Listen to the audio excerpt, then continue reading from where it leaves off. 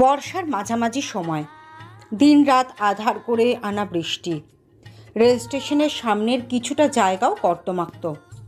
শুভ্রতা এক হাতে স্কার্ট সামলে অন্য হাতে ভারী সুটকেস নিয়ে এগিয়ে যাচ্ছে। মনটা ধুকপুক করছে তার। মনে হচ্ছে এই বুঝি লাগেজ হাতে পা পিছলে পড়ে যাবে সে। খুব সাবধানে কাদামাখার জায়গাটুকু পার হয়ে রেল স্টেশনের প্ল্যাটফর্মে দাঁড়ালো। গুড়ি গুড়ি বৃষ্টিতে গায়ের টপসটাও অনেকটা ভিজে এসেছে তার। স্কার্টটা দুহাতে ঝেড়ে নিয়ে বাম হাতে পড়া ঘড়ির দিকে তাকালো সে। 9:30। চট্টগ্রাম থেকে ঢাকাগামী মহানগর এক্সপ্রেস স্টেশন ছাড়ার কথা 9:30। অথচ এখনও ট্রেন আসার নামগন্ধ নেই। শুভ্রতা বিরক্ত ভঙ্গিতে পিলারে ঠেস দিয়ে বাইরের বৃষ্টির দিকে তাকালো। কিছুক্ষণের মধ্যেই যে মুষলধারে বৃষ্টি শুরু হবে তারই পূর্বাভাস দিচ্ছে প্রকৃতি। ইংরেজিতে এই বৃষ্টিকে বলে ক্যাটস অ্যান্ড ডগস। মুষলধারে বৃষ্টির সাথে কুকুর বেড়ালের যে কী সম্পর্ক তা জানা নেই শুভ্রতার। শুভ্রতা কপাল কুঁচকে আকাশের দিকে তাকায়। রাতের অন্ধকার আকাশকে চিরে দিয়ে ঘন ঘন বিদ্যুৎ চমকাচ্ছে। সাথে সাথেই চারপাশটা সাদা সাদা আলোয় ভরে উঠছে। এমন একটা ভয়ঙ্কর রাতে একা ঢাকার পথে রওনা দিয়েছে বলে নিজের ওপরেই রাগ হচ্ছে তার। শুভ্রতার পুরো নাম রৌশিন আহমেদ শুভ্রতা। ঢাকা কলেজের প্রফেসর শাহানুজ্জামান সাহেবের মেয়ে সে। চট্টগ্রামে মামুর বাসায় বেড়াতে এসেছিল শুভ্রতা। মামুর সাথে রাগ করেই হুট করে বর্ষার রাতে বেরিয়ে এসেছে বাড়ি ফিরবে বলে। কিছুক্ষণের মধ্যেই ট্রেন এসে গেল। শুভ্রতা দীর্ঘশ্বাস ফেলে আবারও ঘড়ির দিকে তাকালো। 9:40। সুটকেস হাতে ঝটপট ট্রেনে উঠে গেল শুভ্রতা। বাবা মা ছাড়া এর আগে কখনো ট্রেনে ওঠেনি সে। ছোট থেকেই ট্রেন নিয়ে বেশ ভীতি আছে তার মনে। তার ধারণা ট্রেনে উঠতে গেলেই অসংখ্য মানুষের পীড়াপিড়িতে হাত ছুটে গিয়ে অচেনা মানুষের ভিড়ে হারিয়ে যাবে সে। শুভ্রতার টিকিট দেখে নিজের সিটটা খুঁজে নিয়ে সুটকেসটা তাতে রেখে স্বস্তির নিঃশ্বাস ফেলল। ব্যাগ থেকে একটা শাল বের করে গায়ে জড়িয়ে নিয়ে বৃষ্টি দেখতে মগ্ন হলো। রাতের বৃষ্টিগুলোর সৌন্দর্য একদম অন্যরকম। মনে হয় কালো পর্দায় সাদা সাদা মুক্ত ঢেলে দিচ্ছে কেউ। শুভ্রতা ট্রেনের গায়ে ঠেস দিয়ে চোখ বন্ধ করলো। ঠান্ডায় কেমন একটা তন্দ্রা ভাব হচ্ছে তার। এক্সকিউজ মি আপু। শুভ্রতা চোখ মেলল। বৃষ্টি দেখতে দেখতে কখন যেন চোখ লেগে গিয়েছিল বুঝতেই পারিনি সে। চাদরটা ভালো করে জড়িয়ে ডান পাশে তাকালো শুভ্রতা। সাদা টি শার্টের ওপরে কালো জ্যাকেট পরা একটি ছেলে দাঁড়িয়ে আছে। এক হাতে কালো চামড়ার ব্যাগ, অন্য হাতে ভেজা চুলগুলো ঠিক করতে করতে এদিক ওদিক তাকাচ্ছে সে। শুভ্রতা তাকাতেই নম্রভাবে বলে উঠল ছেলেটি, আমার ভুল না হলে আপনি যেখানে বসেছেন সেটা আমার সিট। আমি কি আপনার সিটে বসতে পারি? শুভ্রতা দ্রুত সিট নাম্বারটা খেয়াল করলো। সিট নাম্বারটা দেখে তাড়াহুড়ো করে উঠতে গিয়েই আঘাত পেল মাথায়। ঠোঁট উল্টে এক হাতে মাথার বাম পাশটাই চেপে ধরে ডান হাতে লাগেজ নিতে গিয়ে গায়ের চাদরটাও লুটিয়ে পড়ল। শুভ্রতা অস্বস্তিতে খিটমিট করে দ্রুত কাজ করতে গিয়ে আবারও সবটা গুলিয়ে ফেলল। ছেলেটি ব্যস্ত হয়ে বলল, আপনি অযথা ব্যস্ত হচ্ছেন আপু, আপনি ধীরে করুন, আমার কোনো তাড়া নেই। ছেলেটার নিতান্ত ভদ্রকণ্ঠে শুভ্রতার খুশিতে গদগদ হয়ে পড়ার কথা থাকলেও তার চোখে মুখে ভীষণ বিরক্তি।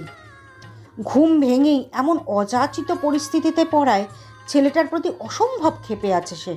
অনেক কষ্টে লাগেজটা সরিয়ে নিজের তাকে রেখে সিটে বসতে নিয়েও বাঁধালো এক গণ্ডগোল।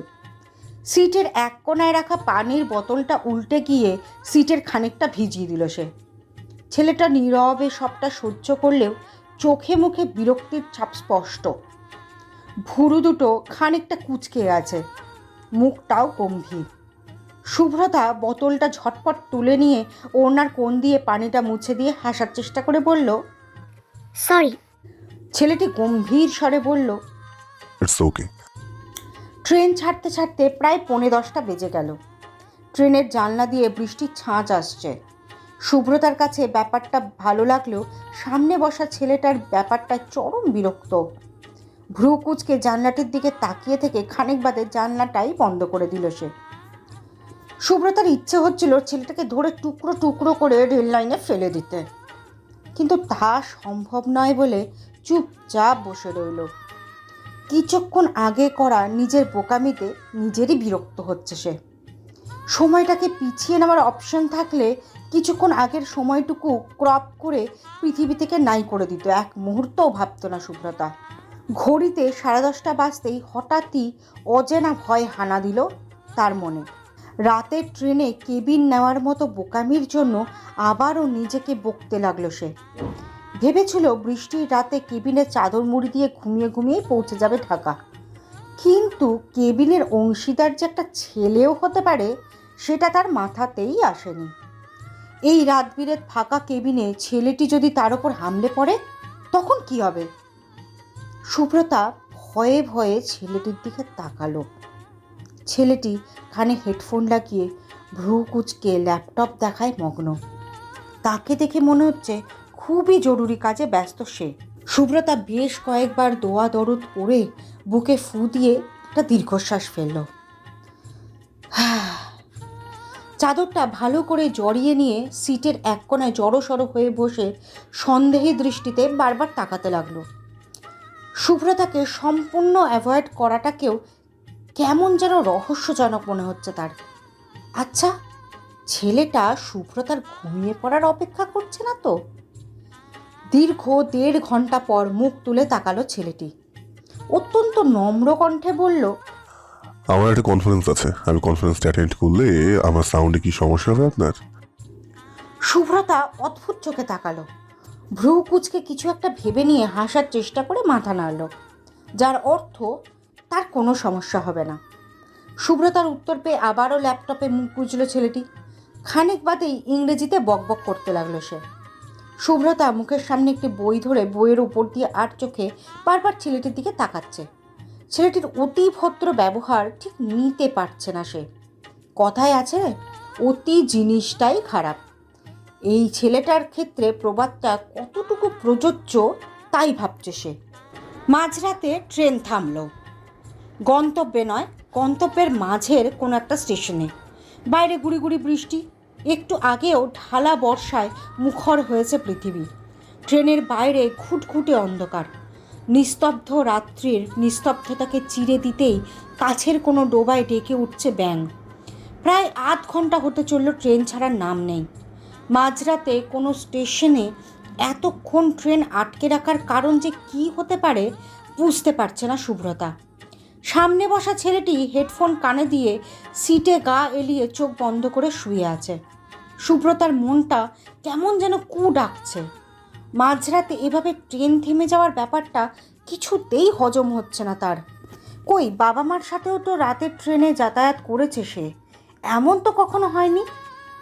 সুব্রতা মুখ কাচুমাচু করে জানলাটা হালকা খুলে বাইরে তাকালো। বাইরের অন্ধকার ছাড়া কিছুই চোখে পড়ল না তার। খানিক বাদে সামনে বসে থাকা ছেলেটি নড়ে চড়ে বসল। হেডফোনটা কান থেকে নামিয়ে ভ্রু কুঁচকে ঘড়ির দিকে তাকালো। তারপর কি ভেবে কেবিন থেকে বেরিয়ে গেল। সুব্রতারও ইচ্ছে করছিল বাইরে গিয়ে দাঁড়াতে, কিন্তু শেষ পর্যন্ত আর সাহস করে উঠতে পারল না। কেবিনে বসেই জানলা দিয়ে উকি ঝুঁকি দিয়ে ব্যাপারটা বোঝার বৃথা চেষ্টা করলো সে। খাঁ খাঁ করা এই রাতের ভয়াবহতাকে বাড়িয়ে দিতেই যেন থেকে থেকে ডেকে উঠছে গ্রাম্য পোকা আর কোলা ব্যাঙের ছাপ। সুব্রতা সিটে গুটিসুটি হয়ে বসে কোলা ব্যাঙ নামটা বিড়বিড় করতে লাগলো। একটি ব্যাঙেরই কত নাম, কোলা ব্যাঙ, সোনা ব্যাঙ, আরও কত কি। এদের আবার বৈজ্ঞানিক নামও আছে, হপলাব্র্যাকটিকাস ট্রাইগিনাস। ইংরাজিতে একে বলে ইন্ডিয়ান বুলফ্রগ। ভাবে আর অবাক হয়। আচ্ছা, মানুষেরা যে তাদের এমন ভয়ানক ভয়ানক নামে চিহ্নিত করে দিয়েছি, কোলা ব্যাঙ মহাশয় কি তা জানে? সুব্রতার ভাবনার মাঝেই কেবিনে ঢুকলো ছেলেটি। কালো চামড়ার ব্যাগটা হাতে নিয়ে বেরিয়ে যাওয়ার উদ্যোগ করছে সে। সুব্রতা অবাক হলো। হালকা কেশে গলা পরিষ্কার করে বলল, কোথায় যাচ্ছেন ভাইয়া?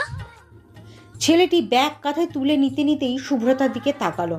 গম্ভীর গলাই বলল, একটু আগের ঝড়ে রেললাইনে গাছ পড়ে ভেঙে গেছে, তাতে করে রেললাইনে ক্ষতিও হয়েছে। সামনে এমন সমস্যা আরও আছে কি জানা নেই কারো। গাছ না সরানো পর্যন্ত ট্রেন চলবে না, তাই যাওয়ার ব্যবস্থা করছে আর কি। সুব্রতার মাথায় যেন আকাশ ভেঙে পড়ল। বলে কি? শুভ্রতাকে সম্পূর্ণ অগ্রাহ্য করে ব্যাগ হাতে বেরিয়ে গেল ছেলেটি। শুভ্রতা যেন অকুল পাথারে পড়ল। তাড়াহুড়ো করে ঘড়ি দেখল সে, 1:03। এই মাঝরাতে কি এই ট্রেনেই থাকতে হবে তাকে? শুভ্রতা দ্রুত কেবিন থেকে বেরিয়ে এলো। এই ঝড় বৃষ্টির রাতকে মাথায় নিয়েই ব্যাগ হাতে বেরিয়ে যাচ্ছে অনেকে। চলতি ট্রেনে থাকাটা যতটা না ভয়ের, তার থেকে ভয়ের মাঝরাতে থেমে থাকা এই অনিশ্চিত ট্রেন। শুভ্রতা একা এই অন্ধকার রাতে বেরিয়ে পড়ার সাহস যেমন পাচ্ছে না, ঠিক তেমনই একা এই ট্রেনে থেকে যেতেও পারছে না। তারপর জায়গাটাও অচেনা, কোথায় যাবে সে?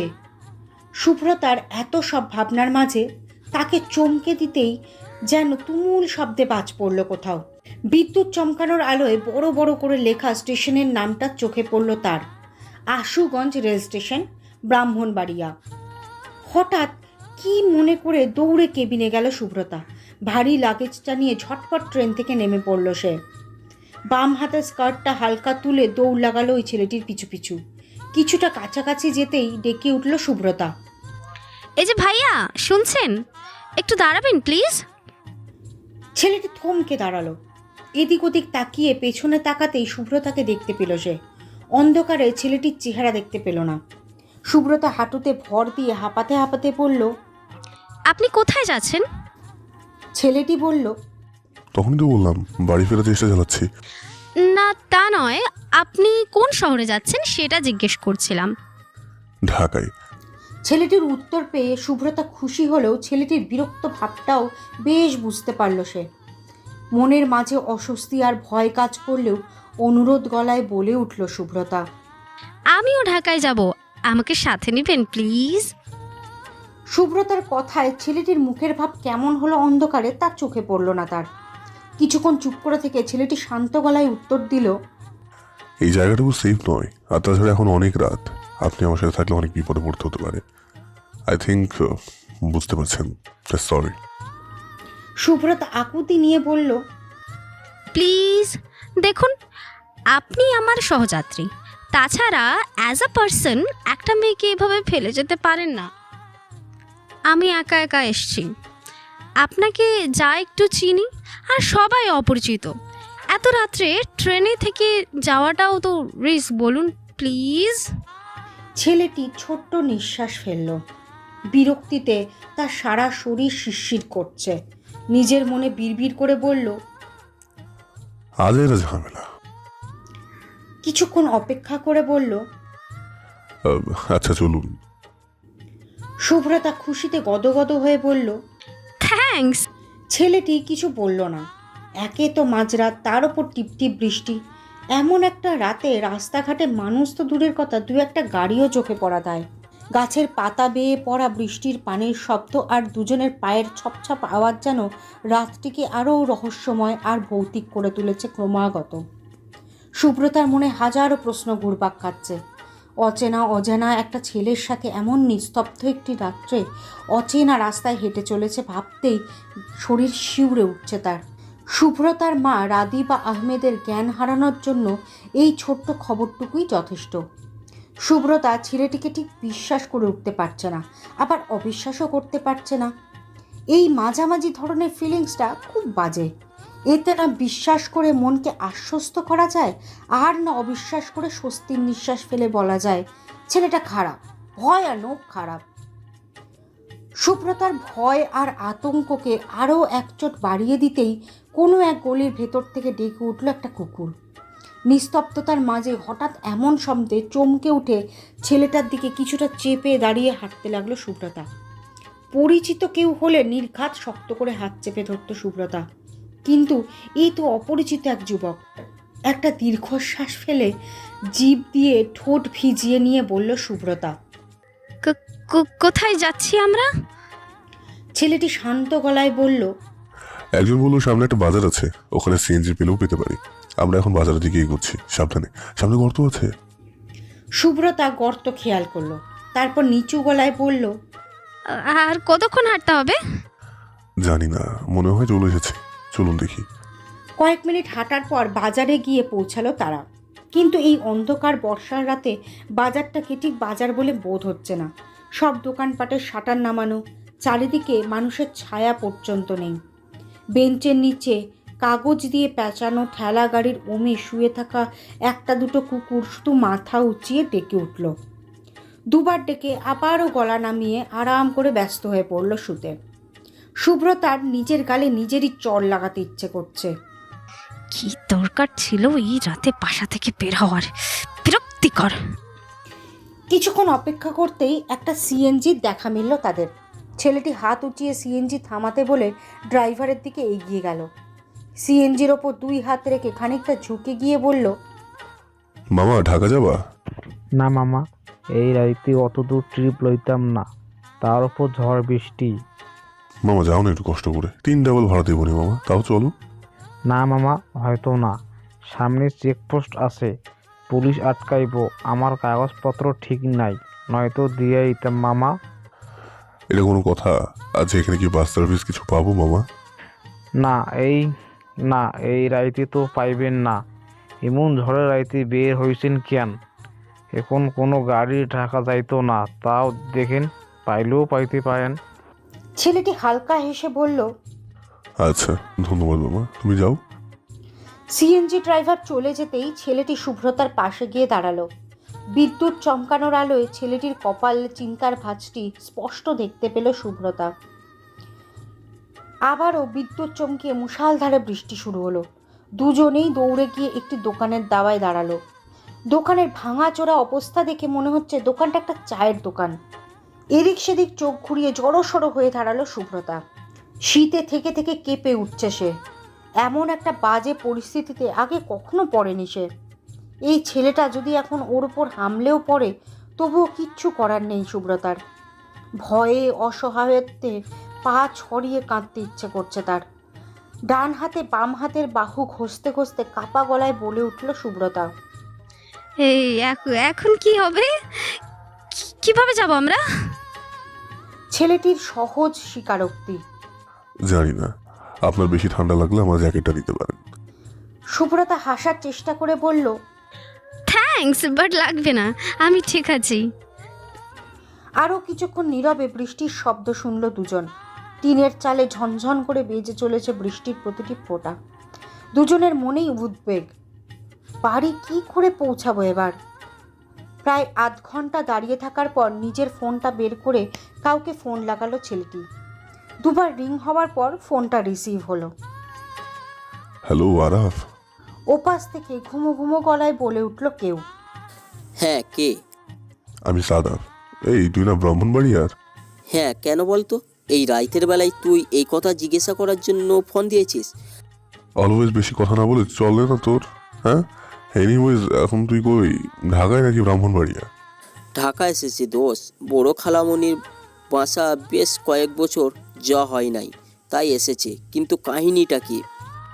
আরে আশুগঞ্জে সে ট্রেনে প্রবলেম হয়েছে, নেমে আসছি, ভাবলাম সিএনজি নিয়ে চলে আসবো ঢাকায়। এখন তো সিএনজি চুচাও চোখে পড়ছে না, তার উপর আবার এই বৃষ্টি।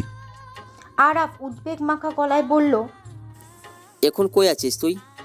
বুঝতে পারছি না, মনে হয় আশুগঞ্জ বাজারে।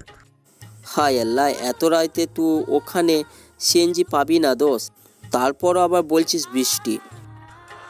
তোর সমস্যা বলতে বলি না, বেটা সমাধান বল, কি করবো এখন? আমি ওখানে থাকলে না হয় কিছু একটা করতাম, এখান থেকে তো কিছু করতে পারছি না দোস্ত। আচ্ছা ঠিক আছে, আমরা কথাটা বললেই ফোন কাটলো সাদাফ। সুব্রতা আর চোখে অন্ধকারে ঢাকা ছেলেটিকে দেখছে। ও ভাবতেই পারেনি ছেলেটি এত কথা বলতে পারে। শুরু থেকেই কেমন যেন গম্ভীর গম্ভীর ভাব। আপনি বরং পাশের বেঞ্চে বসুন, কতক্ষণ আর দাঁড়িয়ে থাকবেন বলুন তো? সুব্রতা জবাব দিল না। একটা দীর্ঘশ্বাস ফেলে পাশে রাখা আধভেজা বেঞ্চটাতে বসে পড়ল। ডান হাতে বাম হাতের বাহু ঘষতে ঘষতে মিনমিন করে কিছু একটা বলল, কিন্তু সেই কণ্ঠ সাদাফের কান পর্যন্ত পৌঁছালো না, পৌঁছানোর কথাও নয়। বৃষ্টির এমন ঝংকারে চিৎকার করে বলা কথাও যেখানে কানে পৌঁছানো দেয়, সেখানে সুব্রতার বিড়বিড় কান পর্যন্ত পৌঁছাবে কিনা, এটাই তো স্বাভাবিক। সুব্রতা এবার গলা পরিষ্কার করে চেঁচিয়ে বলল, আমরা কি ঢাকা থেকে অনেক বেশি দূরে আছি ভাইয়া? সাদাফ ঘুরে তাকালো। অন্ধকারে কারোর মুখই স্পষ্ট নয়। গলা উঁচিয়ে বলল, ঢাকা থেকেও 90 কিমি দূরে আছি, খুব বেশি দূরে বলতে পারি না। আচ্ছা, এখানে কোনো হোটেল নেই? সাদাফ শুভ্রতার অন্ধকারাচ্ছন্ন ঝাপসা মুখের দিকে তীক্ষ্ণ দৃষ্টিতে তাকালো, খানিক নীরব থেকে বলল, উপজেলা শহর যেহেতু হোটেল তো অবশ্যই আছে, কিন্তু কোথায় আছে সেটা বলতে পারছি না। কোথায় দাঁড়িয়ে আছি তাই তো বুঝতে পারছি না। সাদাফ বিরক্ত নিয়ে বেঞ্চের এক কোণে মাথা নিচু করে বসল। রাগে শরীরটা রি করলেও বেশ শান্ত হয়ে বসে আছে সে। ঝড়ের জন্য লোডশেডিং হচ্ছে, সারা শহর অন্ধকারে ঢাকা। গুগল ম্যাপেও নিজেদের অবস্থান বুঝতে পারছে না সাদাফ। নেটওয়ার্কের খুব বাজে অবস্থা। তারপর ফোনের চার্জটাও প্রায় শেষের দিকে। নিজে একা থাকলে এতটা ভাবতে হতো না তাকে, কিন্তু সে একা নয়, সাথে আছে একটি মেয়ে। অপরিচিত হলেও মেয়েটিকে সেভ করার দায়িত্ব এখন তার। সাদাফ একটা দীর্ঘশ্বাস ফেলল। প্রায় সাথে সাথেই বৃষ্টির শব্দের সাথে পাল্লা দিয়ে বেজে উঠল তার ফোন। ফোনের স্ক্রিনে আরাফের নাম ভাসতে দেখে ফোনটা রিসিভ করলো সে। হ্যালো। সাদাব, হুম। কিছু ব্যবস্থা করতে পারিছিস? না, এই বৃষ্টির মাঝে কি ব্যবস্থা করতে বলিস আমায়? বিরক্ত না করে ফোনটা রাখ। আরে রেগে যাচ্ছিস কেন? শোন তো, তুই কি কোনোভাবে রায়পুর পর্যন্ত আসতে পারবি? রায়পুরে আমার 2 ভাই আর বড় আপু থাকে। আজ রাতে ওদের ওখানেই কাটিয়ে দে, কাল সকালে না হয় বাস ধরে আসবি। পারবি না? আশুগঞ্জ থেকে কতটুকু দূরে? তাছাড়া এখানে তো গাড়ি ঘোড়া কিছু নাই, তার উপর মুষলধারায় বৃষ্টি, কেমন যাবো বলতো? বেশি দূর না তো, 30-34 মিনিট লাগবে। আশিগঞ্জ থেকে 22 কিলোমিটার হবে। একটু ট্রাই করে দেখ না, সিএনজি পাইলে পেতে পারিস। এমনিতে ওখানে এইভাবে খাইরা দাঁড়িয়ে থাকবি? 2 ভাইয়ের বাসায় গিয়ে আজ রাতটা ওখানেই কাটা, কাল সকালে চলে আসবি। কিছু একটা বলতে গিয়েও থেমে গেল সাদাফ। হঠাৎ করেই শুভ্রতার কথা মনে পড়ল তার। শান্ত গলায় বলল, আর একটা সমস্যা দোস্ত, আমি একা নই, সাথে একটা মেয়েও আছে। আরাফ যেন আকাশ থেকে পড়ল। ফোনের ওপাশে সন্দেহী গলায় বলল, মাইয়া? কোন মাইয়া? পিঠা? আরে পৃথা হইলে কি মেয়ে বলতাম? নাম ধরেই তো বলতাম। আর ওরা নিয়ে আমি ঢাকা আসবো কেন? তার উপর সামনে ওর এক্সাম না। আরাফ আবার চেঁচিয়ে উঠল, তাহলে কোন মাইয়া? এমনিতে খুব পাইটি নাও মামু, তো এখন কি রাইতের বেলা মাইয়া লেইয়া ঘুরে বেড়াও? তাহলে তলায় তলায় টুম্পু চালাও মিয়া। সাদাফ বিরক্তি নিয়ে বলল, ফালতু কথা বন্ধ করতো, এসব কিছু না। ট্রেনের এক কেবিনেই ছিলাম, মাঝে ট্রেনে একটা একা মেয়ে থাকাটা রিস্ক না, তাই আমার সাথে নেমে এসেছে। এখন তো আরাফ আগ্রহ নিয়ে বলল, না মানে কি দোস্ত? কেমন দেখতে? প্রেমে পড়ছো নাকি? সাদাফের ভ্রু কুচকে এলো। আরাফকে ফোন দেওয়াটাই সবচেয়ে বড় ভুল হয়ে গিয়েছে তার। বিরক্তি নিয়ে বলল, ফোন রাখ দফর, তো হেল্পের দরকার নেই আমার।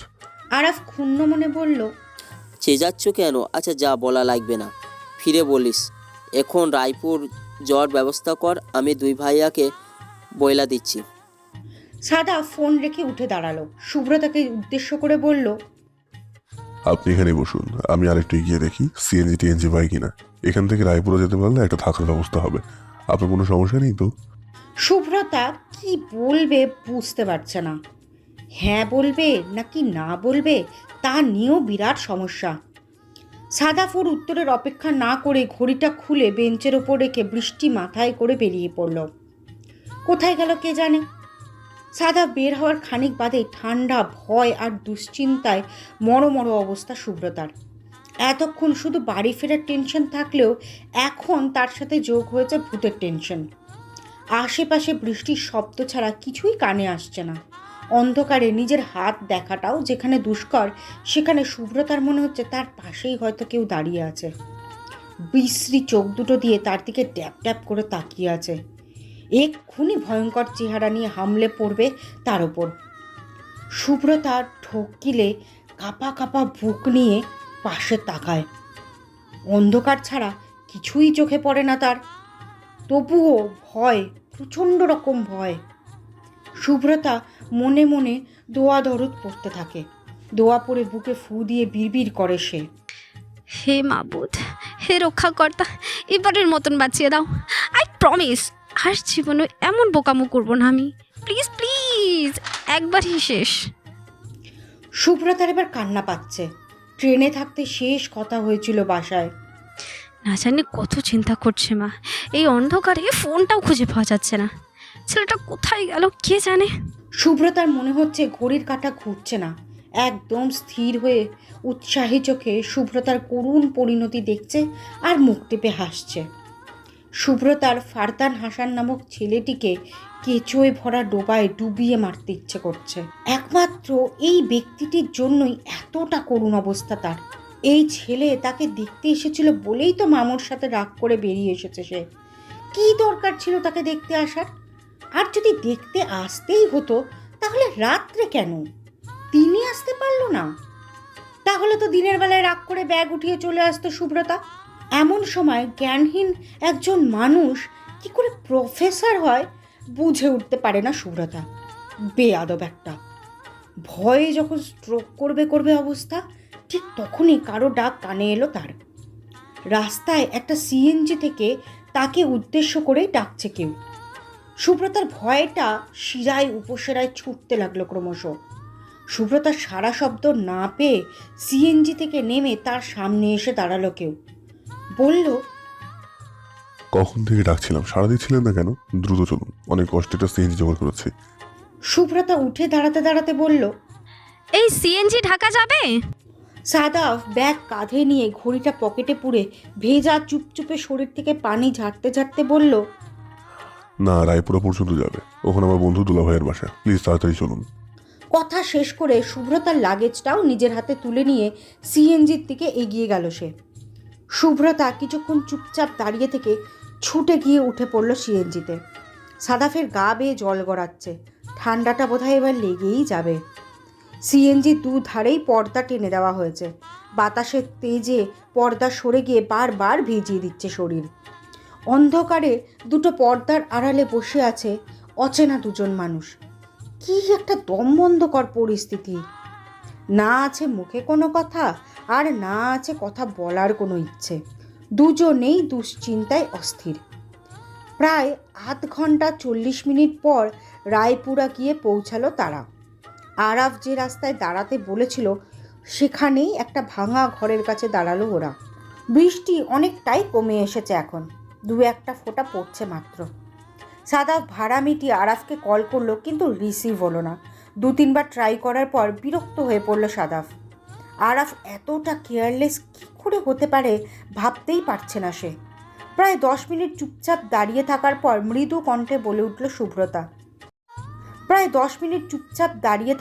মৃদু কণ্ঠে বলে উঠল সুব্রতা। কি হয়েছে? আমরা এখন কোথায় যাব? সাদাফ সোজা সাপটা উত্তর দিল। জানি না। সুব্রতার চোখ কপালে উঠে গেল, বিস্ময় নিয়ে বলল, মানে জানেন না মানে কি? আমরা এমন একটা জায়গায় দাঁড়িয়ে থাকবো এখন? মনে হচ্ছে জায়গাটা গ্রামের দিকে। সাদাফ জবাব দিল না। আবারও ফোন লাগালো আরাফকে। এবার ফোনটাই বন্ধ। এই মুহূর্তে আরাফকে ধরে ইচ্ছে মতো পেটাতে ইচ্ছে করছে সাদাফের। একটা মানুষ এতটা কেয়ারলেস কী করে হতে পারে? সাদাফরা যে বাড়ির সামনে দাঁড়িয়ে আছে তার পাশের ঘরের জানলাটা খুলে গেল হঠাৎ। কেউ একজন তীক্ষ্ণ আলো ছুড়ে দিয়ে বলল, কেডাই কথা কয়? কে ওইখানে? হাসমত? সাদাফ সুব্রতা উত্তর খুঁজে পাচ্ছে না। কি বলবে গুছিয়ে নেওয়ার আগেই বাইরের দরজাটা খুলে বেরিয়ে এলো একটি লোক। টর্চের আলো লোকটির বিপরীতে হওয়ায় লোকটির মুখ দেখতে পেল না তারা। লোকটি গলা খাঁকারি দিয়ে বলে উঠল, তা তোমার সাথে মাইয়াটা কেডা? ভাগ্য লয়ে আইছো নাকি? সাদাফ অপ্রস্তুত ভঙ্গিতে বলল, আসলে আমরা ঢাকা যাচ্ছিলাম, গাড়িটা নষ্ট হয়ে যাওয়ায় আটকে পড়েছি। এই রাতে তো গাড়িও পাওয়া যাচ্ছে না, তাই এখানে দাঁড়িয়ে আছি। সাদাফের কথাটা বিশ্বাসযোগ্য হলো কি না বোঝা গেল না। লোকটি তীক্ষ্ণ দৃষ্টিতে তাকালো। টর্চের আলো ওদের মুখে ফেলে ভালো করে পর্যবেক্ষণ করতে লাগলো। ততক্ষণে আরও দুজন লোক এসে দাঁড়িয়েছে তার পাশে। তাদের মধ্যে একজন বৃদ্ধ লোকটি বলল, তা তোমার সাথে মাইয়াটা কেডা? ভাগ্য লয়ে আইছো নাকি? সাদা স্পষ্ট গলায় বলল, না, ভাগি আনবো কেন? ও আমার বউ। লোকটির চোখে মুখে সন্দেহী গলায় বলল, কিন্তু মাইয়ার গায়ে তো বিয়াত্তের কোনো চিহ্নই নাই। নাক ফুল চুরি কিছুই তো নাই। সাদাফ নির্লিপ্ত গলায় বলল, এখন কি মেয়েরা এসব মানে চাচা? তাও ঠিক। চাচা আজকে রাত্রে কি থাকা যাবে এখানে? আশেপাশে হোটেল টাইপ কিছু আছে? হোটেলে তো শহরের মধ্যে এখানে পাইতা না, তয় আমাকেও বাড়িতে থাকতে পারো। স্বামী স্ত্রী যখন তখন আর সমস্যা নাই। সাথে সাথেই পাশ থেকে বলে উঠল কেউ, মামা এখন কি কাউকে বিশ্বাস করা যায়? বিয়ে আসলে হয়েছে কি না কে জানে। থাকতে দেওয়া যদি ঝামেলা পড়েন, হাজি মানুষ, মান সম্মান আছে। লোকটি এবার চিন্তায় পড়ে গেল, খানিক চুপ থেকে বলল, তাই কি করতাম, এই পোলাপান দুইটা এই রাইতে কই যাইব? আল্লাহর দুনিয়ায় বিপদের মানুষের সাহায্য না করলে আল্লাহ বেজার হইব। ছেলেটি এবার ফিসফিস করে বলে উঠল, মামা আপনি তো কাজী, আপনি এসব কাজ করেন, এদের আবার বিয়ে দিয়ে দিন। কোনো ঝামেলা হলে কোনো প্রবলেমে পড়বেন না, হে তো জামাই বউ থাকবে। লোকটির কথায় চমকে উঠল সাদাফ শুভ্রতা। এসব কি বলছে এরা? লোকটিকে ঠাঁটিয়ে চোর বসাতে ইচ্ছে করছে সাদাফের। এমন ফালতু আর বলদ মার্কা আইডিয়া দেওয়ার জন্য লোকটিকে গুনে গুনে 200 থাপ্পড় দেওয়া উচিত। শুভ্রতা একদম থ মেরে দাঁড়িয়ে আছে। কি হচ্ছে, কেন হচ্ছে, সবটাই যেন মাথার উপর দিয়ে যাচ্ছে তার। তবে বৃদ্ধ লোকটির গলা খুশি খুশি, ভাগ্নের আইডিয়াটা চমৎকার লেগেছে তার। ভালো বলছো মিজান, তোমরা ঘরে আহো। আলামিনের মা, ও আলামিনের মা, মেহমান আইছে, সমাদর করো। সাদাফ ঠায় দাঁড়িয়ে আছে। এর থেকে ওই ভাঙা চায়ের দোকানে জিম ধরে বসে থাকাটাও ভালো ছিল। কেন যেই আরাফকে ভরসা করতে গেল ও? তাকে এমন বিপাতে ফেলে নির্ঘাত নাক ডেকে ঘুমোচ্ছে ফাজিলটা। একটা শক্ত চৌকিতে বসে আছে সাদাফ, তার থেকে একটু দূরেই গুটিসুটি হয়ে বসে আছে শুভ্রতা। বৃদ্ধ লোকটি কী সব খাতাপত্র নিয়ে এসেছেন তাদের বিয়ে পড়াবে বলে। সাদাফ অনেকবার বলেছে এসবের দরকার নেই, কিন্তু কে কার কথা শোনে। এদিকে শুভ্রতা কেঁদে দেবে দেবে অবস্থা। রাগ জিনিসটা যে খুবই খারাপ, আর রাগ করে নেওয়ার সিদ্ধান্তটা যে তার থেকেও ভয়ানক খারাপ, তা এখন সে হাড়ে হাড়ে টের পাচ্ছে। হাজারবার বোঝানোর পরেও বদ্ধপরিকর বৃদ্ধ গম্ভীর গলায় জিজ্ঞেস করলেন, তোমার নাম কি বাবা, পুরো নাম? সাদাফ বাধ্য হয়ে বলল। রাফাত আল সাদাব। বৃদ্ধ এবার শুভ্রতার দিকে তাকিয়ে বলল, তোমার নাম কি মা? শুভ্রতা উত্তর দিল না। বৃদ্ধের কণ্ঠ তার কান পর্যন্ত পৌঁছালোই না। 3 বার জিজ্ঞেস করার পর অসহায় মুখে বলল, রশিন আহমেদ শুভ্রতা। শুভ্রতার নামটা এই প্রথম শুনল সাদাফ। এতগুলো সময় একসাথে থাকার পরেও কেউ কারোর নামটুকু জিজ্ঞেস করার সময় পায়নি বা প্রয়োজন বোধ করেনি। শুধু নাম কেন, শুভ্রতার চেহারাটাও তেমন ভালো করে খেয়াল করেনি সাদাফ। বৃদ্ধের কথায় ভাবনার সূত্র ছিল সাদাফের। বাবা দেনমোহর কত লিখবো? 101 টাকা লেখি চলবো? শেষ পর্যন্ত জোরে পড়ে বিয়েটা হয়েই গেল। কবুল বলার সময় শুভ্রতার গলা চেপে আসছিল, মনে হচ্ছিল গলায় কোনো ধারালো ছুরি ধরে আছে কেউ। বৃদ্ধ লোকটির কথার তোড়ে তৎক্ষণাৎ 101 টাকা দেনমোহর পরিশোধ করতে হলো সাদাফের। দেনমোহর দিতে গিয়ে শুরু হলো আরেক বিপত্তি। 100 টাকা আছে কিন্তু 1 টাকা তো নেই, এখন উপায়? বৃদ্ধ পড়লেন মহা দুশ্চিন্তায়। সবশেষে বৃদ্ধের ভাগ্নের থেকে 10 টাকার পরিবর্তে 1 টাকা নিয়ে দেনমোহর পরিশোধ করলো সাদাফ। শুভ্রতার এই মুহূর্তে পুকুরে ঝাঁপ দিয়ে মরে যেতে ইচ্ছে করছে। তার মা ঠিকই বলে, তার মতো স্থূলবুদ্ধি সম্পন্ন মেয়ে কোনো একদিন স্বেচ্ছায় ভয়ঙ্কর ধরনের বিপদে পড়বে। লেগে গেল তো কথাটা। জানলার পাশে দাঁড়িয়ে আছে শুভ্রতা। টিনের জানলাটা বাতাসের তাণ্ডবে অদ্ভুত রকম শব্দ করে চলেছে সেই কখন থেকে, কিন্তু সেই শব্দ কান পর্যন্ত পৌঁছাচ্ছে না শুভ্রতার। দৃষ্টি বৃষ্টিহীন অন্ধকারে স্থির, মাথায় চলেছে হাজারো প্রশ্ন। কি হবে এরপর? এই ইনসিডেন্টের বিয়ের কথাটা কোনোভাবে মা বাবার কানে গেলে তারা কি ছেড়ে কথা বলবে তাকে? সারা জীবন ব্যাপী দিয়ে আসা স্বাধীনতায় তারা কি আফসোস করবে না? তাছাড়া ছেলেটাই বা কী করবে এবার? সুযোগ পেয়ে হামলে পড়বে না তো তার ওপর? স্বামীর অধিকারের প্রশ্ন তুলে জোর জবরদস্তি করবে না তো? সুব্রতার ভাবনার মাঝেই ভেতরে ঢুকলো সাদাফ, হাতে ভেজা কাপড়। মাত্রই ভেজা কাপড় বদলেছে সে। এক হাতে দরজায় ছিটকিনি দিয়ে ঘুরে দাঁড়াতেই কথা চলল সুব্রতা। দেখুন, বিয়ে হয়েছে মানে যে স্বামীর অধিকার ফলাতে আসবেন তা কিন্তু হবে না। আমি এই বিয়ে মানি না, সো আমার আশেপাশে আসার চেষ্টাও করবেন না। একদমই কথাগুলো বলে থামলো সুব্রতা। সাদাফ ভেজা কাপড়গুলো টিনের বেড়ার সাথে ঝোলানো দড়িটাতে মেলে সুব্রতার দিকে তাকালো। ঘরের এক কোণে একটা চার্জার লাইট জ্বালানো, ঘরময় আবছা মৃদু অন্ধকার। সাদাফ ভ্রু কুঁচকে বুঝতে পারেনি এমন ভাব নিয়ে বলল, মানে? সুব্রতা আবার সরাসরি তাকালো। আলো আধারিতে দুজনেরই মুখ স্পষ্ট। সুব্রতা শক্ত গলায় বলল, মানেটা খুবই সহজ, আপনি আমাকে ছোঁয়ার চেষ্টা করবেন না, নয়তো ব্যাপারটা ভালো হবে না। সাদাফের মেজাজ এমনিতেই তেতে ছিল। সুব্রতার কথার রাগটা এবার 16 কলায় পূর্ণ হলো। কপট রাগ নিয়ে বলল, অদ্ভুত, আপনার কথা শুনে মনে হচ্ছে আমি আপনাকে ছোঁয়ার জন্য নেচে বেড়াচ্ছি। সুব্রতা আগের মতোই শক্ত গলায় বলল, অবশ্যই নিচে বেড়াচ্ছেন, একমাত্র আপনার জন্য এত সব কাহিনী হয়ে গেল। কি দরকার ছিল আমাকে বউ বলার? সত্যিটা বললে আজ এমন একটা পরিস্থিতিতে পড়তে হতো না। বউ বলার যথেষ্ট কারণ ছিল সুব্রতা। গ্রামের লোকেরা ব্যাকডেটেড হয়, এত রাতে একা এক জোড়া ছেলে মেয়েকে নিশ্চয়ই ভালো চোখে দেখতো না ওরা। আর তাছাড়া আপনি আমার কোনো রিলেটিভও নন। তখন আমাদের সাহায্যের প্রয়োজন ছিল। স্বামী স্ত্রী না বলে যদি বলতাম অপরিচিত সহযাত্রী, তাহলে তারা সাহায্য তো দূর, উল্টে সন্দেহের দৃষ্টিতে তাকাতো। তাছাড়া আমি কি জানতাম যে ওরা এমন একটা অ্যাকশন নেবে? তখন নয় জানতেন না বা বুঝতে পারেননি, কিন্তু যখন বিয়ের কথাটা বললো তখন তো এটলিস্ট সত্যটা বলতে পারতেন। সাদাফ বিরক্ত গলায় বলল, হ্যাঁ তাই তো, একবার বলি স্বামী স্ত্রী তো আরেকবার বলি স্বামী স্ত্রী নয়, তাহলে ব্যাপারটা কি বিশ্বাসযোগ্য? তখন দেখা যেত আমাদের সব কথা অবিশ্বাস করছে তারা। তাদের বিয়েটা আমিও ইচ্ছে করে করিনি, ওদেরকে বোঝানোর চেষ্টা করেছি, বাট কাজে না লাগলে আমি কি করতে পারি?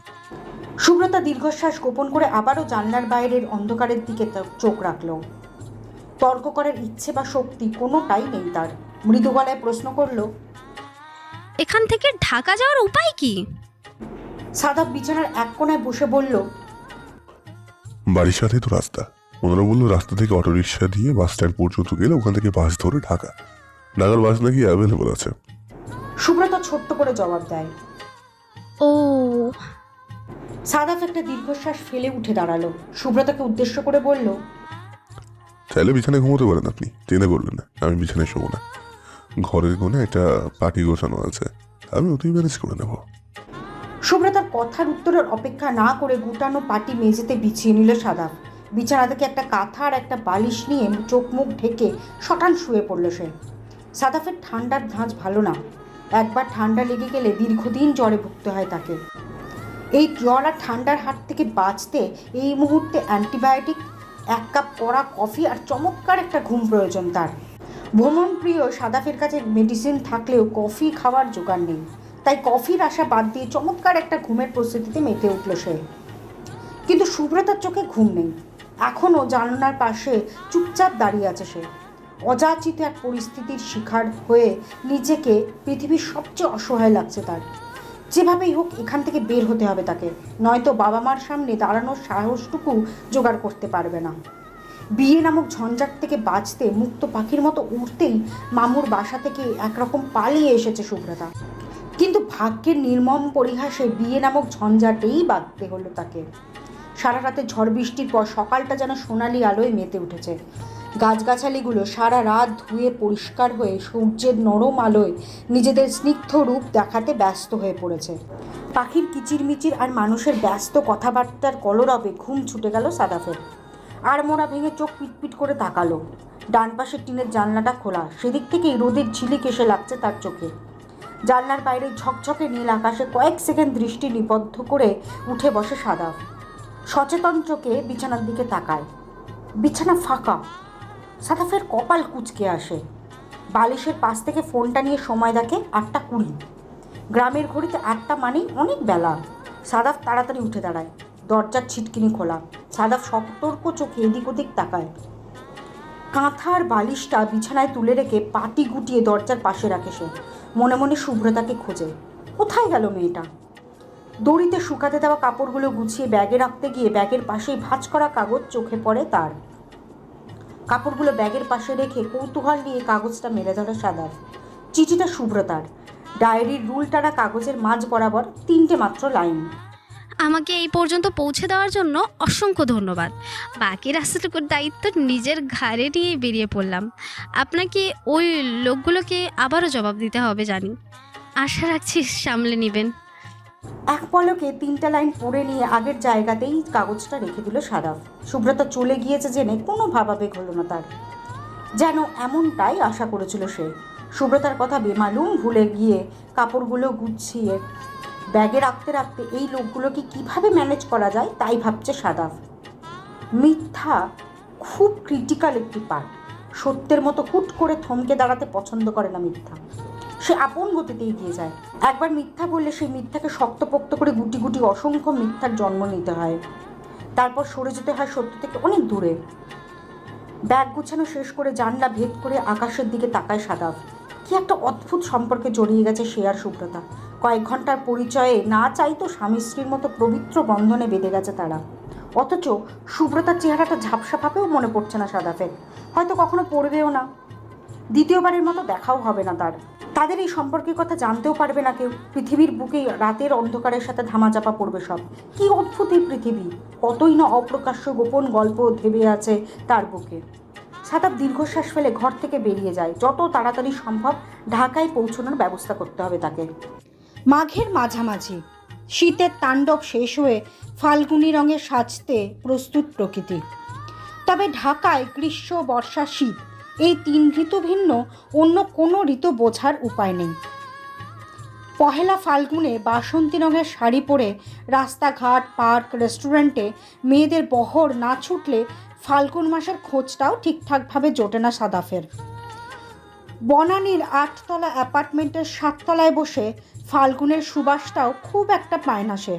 অফিসের এত ঝঞ্ঝাটের ভিড়ে ঋতু গোনার সময় আছে নাকি তার? তবুও বর্ষাটাকে বেশ মনে ধরে। এই বর্ষার এক রাতেই তো ঘটে গেল অদ্ভুত এক ঘটনা। কাজের অবসরে 2-3 মাস অন্তর হুটহাট সেই রাতটার কথা মনে পড়ে যায় সাদাফের।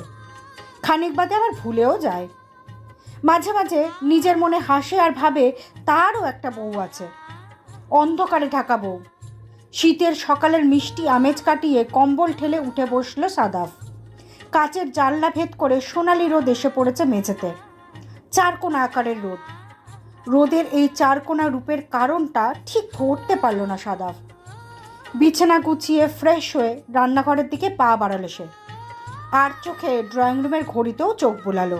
7:20। তাড়াহুড়ো করে চায়ের পানি গরম দিয়ে ডিমের অমলেট করতে ব্যস্ত হয়ে পড়ল। কড়াইয়ে তেলটা গরম করে আসতেই কোকিলের ডাক কানে এলো। 1 বার, 2 বার, 3 বার। কোকিলের ডাক কানে যেতেই দরজার দিকে সতর্ক দৃষ্টি নিক্ষেপ করলো সাদাফ। দরজার কলিং বেলের আওয়াজটা শুনে মাঝে মাঝে নিজেই কনফিউজড হয়ে পড়ে সে। অবিকল সত্যিকারের কোকিল। দরজা থেকে চোখ ফিরিয়ে দক্ষ হাতে অমলেট করা শেষ করলো সে। চুলো নিভিয়ে দরজার দিকে এগোলো। দরজার বাইরেই দাঁড়িয়েছিল আরাফ। সাদাফ দরজা খুলতেই দাঁত কেলিয়ে হাসলো সে। সাদাফ বিরক্তি নিয়ে সরে দাঁড়ালো। ব্রেকফাস্ট রেডি করতে করতে বলল, কাহিনী এত সকাল সকাল আমার বাসায় হানা দেওয়ার এক্স্যাক্ট কারণটা কি? আরাফ দাঁত বের করে হাসলো। হাসার সাথে সাথেই বাম দিকের অসম্ভব টেরা বেঁকা দাঁতগুলো মুহূর্তের জন্য ঝিলিক দিয়ে উঠল। হাতে একটা পাকা টমেটো তুলে নিয়ে ইনিয়ে বিনিয়ে বলল, অফিসে যাবি নাকি দোস্ত? সাদাফ স্থির দৃষ্টিতে তাকালো। সাদাফ যে 8:30টার মধ্যে অফিসের জন্য বেরিয়ে যায় আরাফ সেটা জানে, অথচ এই কথাটা বলতে এত সকালে বাসায় তো আসেনি সে। সাদাফের চাহনি দেখে খানিক হাসার চেষ্টা করলো আরাফ, তবে লাভ বিশেষ হলো না। সাদাফকে সে ভালো করে জানে, এভাবে ঘুরিয়ে ফিরিয়ে কথা বলতে গেলেই ক্ষেপে যায় সে। তারপর তার হাতের মার। উফ, পুরনো স্মৃতি আউড়ে আসল কথাগুলো পারল সে। আসলে দোস্ত, আজ সন্ধ্যায় কি ফিরি তুই? সাদাফ ভ্রু নাচিয়ে বলল, কেন বলতো? না মানে আম্মু আসছে। সাদাফ ভ্রু কুচকে বলল, তোর মা আসছে তো আমি কি করতাম? সাদাফ ইতস্তত গলায় বলল, না মানে মেয়ে দেখতে যাব। সাদাব বাঁকা হেসে বলল। বিয়ে করবি নাকি মাম্মু? আরাফ লাজুক হাসি দিয়ে বলল। বিয়ের বয়স তো হয়েছে না, এখনো বিয়ে না করলে তো ঝামেলা। তুমি তো মামার বিয়ের নামটা মুখেও নাও না, তোমাকে ফলো করতে গেলে তো নিঘাত থাকা লাগবে দোস্ত। সাদাব মৃদু হাসল, চেয়ার টেনে বসে চায়ের কাপটা হাতে তুলে নিতে নিতে বলল। বেশ তো, কর বিয়ে। তাড়াহুড়ো করে সাদাফের মুখোমুখি বসলো আরাফ, মুখ কালো করে বলল। বিয়ে কর বললেই তো আর বিয়ে করা হয় না। বিয়ে করতে হলে আগে মেয়ে দেখতে হয়, পছন্দ করতে হয়, তারপর না হয় বিয়ে। আমি কিছু জানি না, তুই আমার সাথে মেয়ে দেখতে যাচ্ছিস, ব্যাস। বুঝেছিস তো দোস্ত? ফার্স্ট টাইম মেয়ের সামনে গিয়ে নার্ভাস হয়ে গেলে ঝামেলা না। সাদাফ ভ্রু কুঁচকে বলল। বাসর ঘরে তো ফার্স্ট টাইমই যাবি, তখন নার্ভাস লাগবে না? নাকি তখন আমাকে সাথে নিবি? আরাফ আমতা আমতা করে বলল। পেঁচাও কেন দোস্ত? তুমি আমার জন্য এটুকু করতে পারো না? তোমার জন্য সারাটা জীবন কত কিছু করেছি আমি, আর আজ। সাদাফ কপাল কুঁচকে বলল। হয়েছে, আর সেন্টি খাইও না মামা, তুমি আমার জন্য বহুত করেছো। আমাদের বিপদের মধ্যে ফেলে নাক ডেকে ঘুমাইছো, তা কি ভুলে গেছি আমি? শালা কেয়ারলেস কোথাকার। আরাফ অসহায় দৃষ্টিতে তাকালো, মুখটা ছোট করে বলল। এমন করছো কেন? সেই দিন অ্যালার্জি ট্যাবলেট খেয়েছিলাম, বইলে না ঘুমিয়ে পড়েছিলাম। নয়তো তোর বিপদে রেখে কি আমি ঘুমাতে পারি? তাছাড়া সেই 7-8 মাসের কথা এখন কেন টানছিস বলতো? সাদাফ জবাব দিল না। ব্রেকফাস্ট শেষ করে রুমের দিকে যেতে যেতে বলল। অফিসে কাজে যা, ফিতে ফিতে 10টা বেজে যাবে। সাদাফের পেছনে হাঁটতে হাঁটতে নাছরবান্দা গলায় বলে উঠল আরাফ। প্লিজ দোস্ত, চল না, একটু ম্যানেজ কর দোস্ত। সাদাফ বিরক্ত গলায় বলল।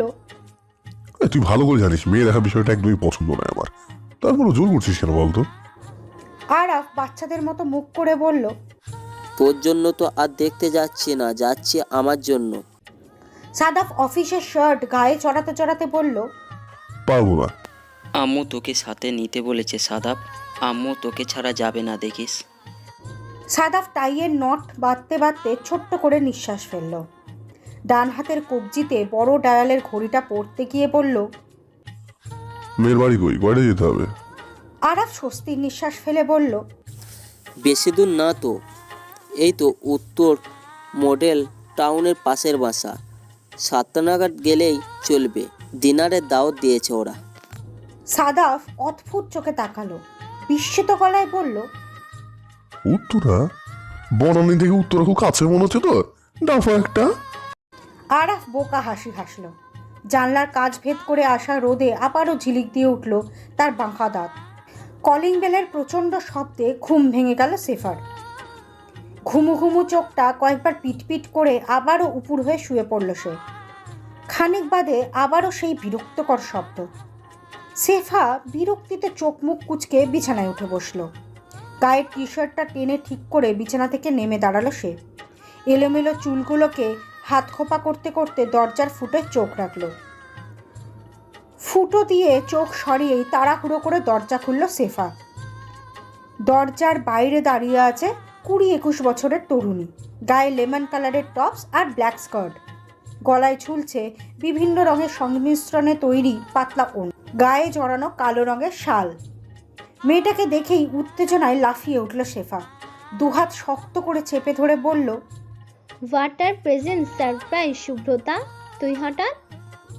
শুভ্রতা মৃদু হেসে বলল। উফ আপু, মেরে ফেলবে নাকি, ছাড়ো তো। শেফা শুভ্রতাকে ছেড়ে সরে দাঁড়াতেই ভেতরে ঢুকলো শুভ্রতা। কাঁধের ব্যাগটা সোফায় রাখতে রাখতে বলল।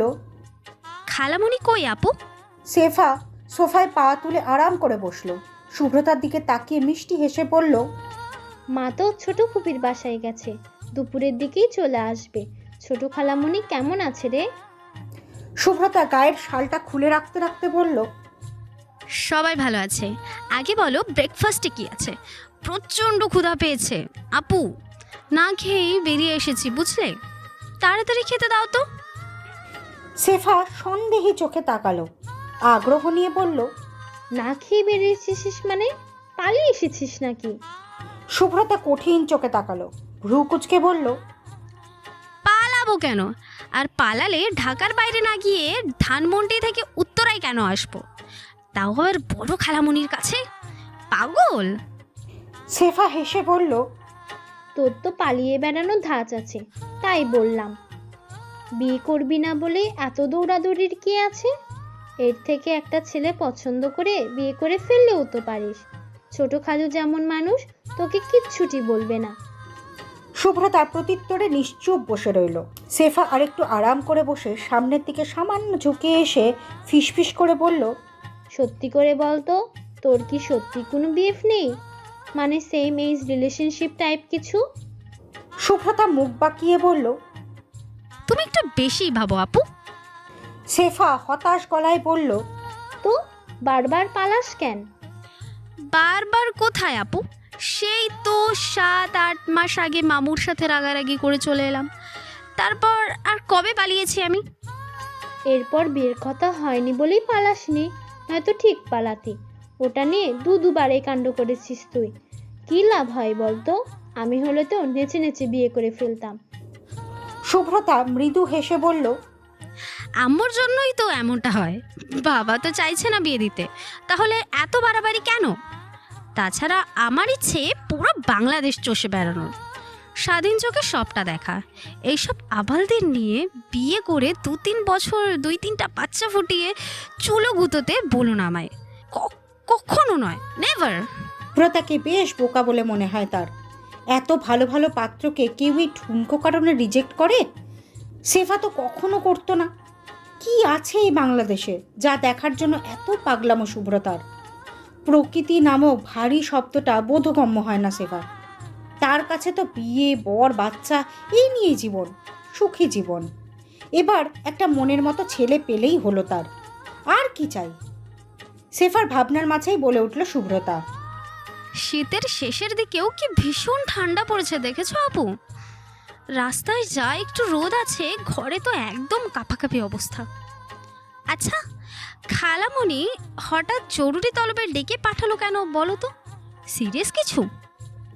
শেফা অবাক হয়ে বলল, মা ডেকে পাঠিয়েছে তোকে। শুভ্রতা মাথা নেড়ে বলল, কেন জানো না তুমি? না তো, আমায় তো কিছু বলেনি। সকাল থেকে তো বাজারপাতি নিয়েই ব্যস্ত ছিল। কাহিনী কি বলতো? শুভ্রতা হতাশ চোখে তাকালো। রাত 8টা, মাঘের শেষেও ঠান্ডাটা যেন কামড়ে ধরছে শরীর। যানবাহনে পরিপূর্ণ উত্তরাও ঢাকা পড়েছে ঘন কুয়াশায়। ল্যাম্পপোস্টের আলোতে কুয়াশাগুলো ধোঁয়ার মতো কুণ্ডলি পাকাচ্ছে, কাছাকাছি আসতেই মিলিয়ে যাচ্ছে বাতাসে। এই শুভ্র কুয়াশার চাদর ভেদ করেই মেয়ের বাড়িতে এসে পৌঁছেছে সাদাফ ও বাকিরা। বেশ সাজানো গোছানো ড্রয়িং রুম, ডান পাশের দেওয়ালে বেশ কিছু ফ্যামিলি ফটো। সেই ফটোগুলোতেই চোখ বুলাচ্ছে সাদাফ। হালকা নীল টি শার্ট আর কালো ব্লেজারে বেশ স্নিগ্ধ লাগছে তাকে। সাদাফের সামনের সোফাটাতেই বসে আছেন একজন মধ্যবয়স্ক ভদ্রলোক। নাকের নিচে পুরুষালী গোঁফ, শক্তপোক্ত শরীর। বয়স 50-এর ঘর পেরোলেও চুল আর গোঁফে পাক ধরেছে মাত্র। চোখে মুখে কাঠিন্য স্পষ্ট। লোকটি ভারী গলায় আরাফের মা মামার সাথে আলাপ আলোচনা চালাচ্ছেন।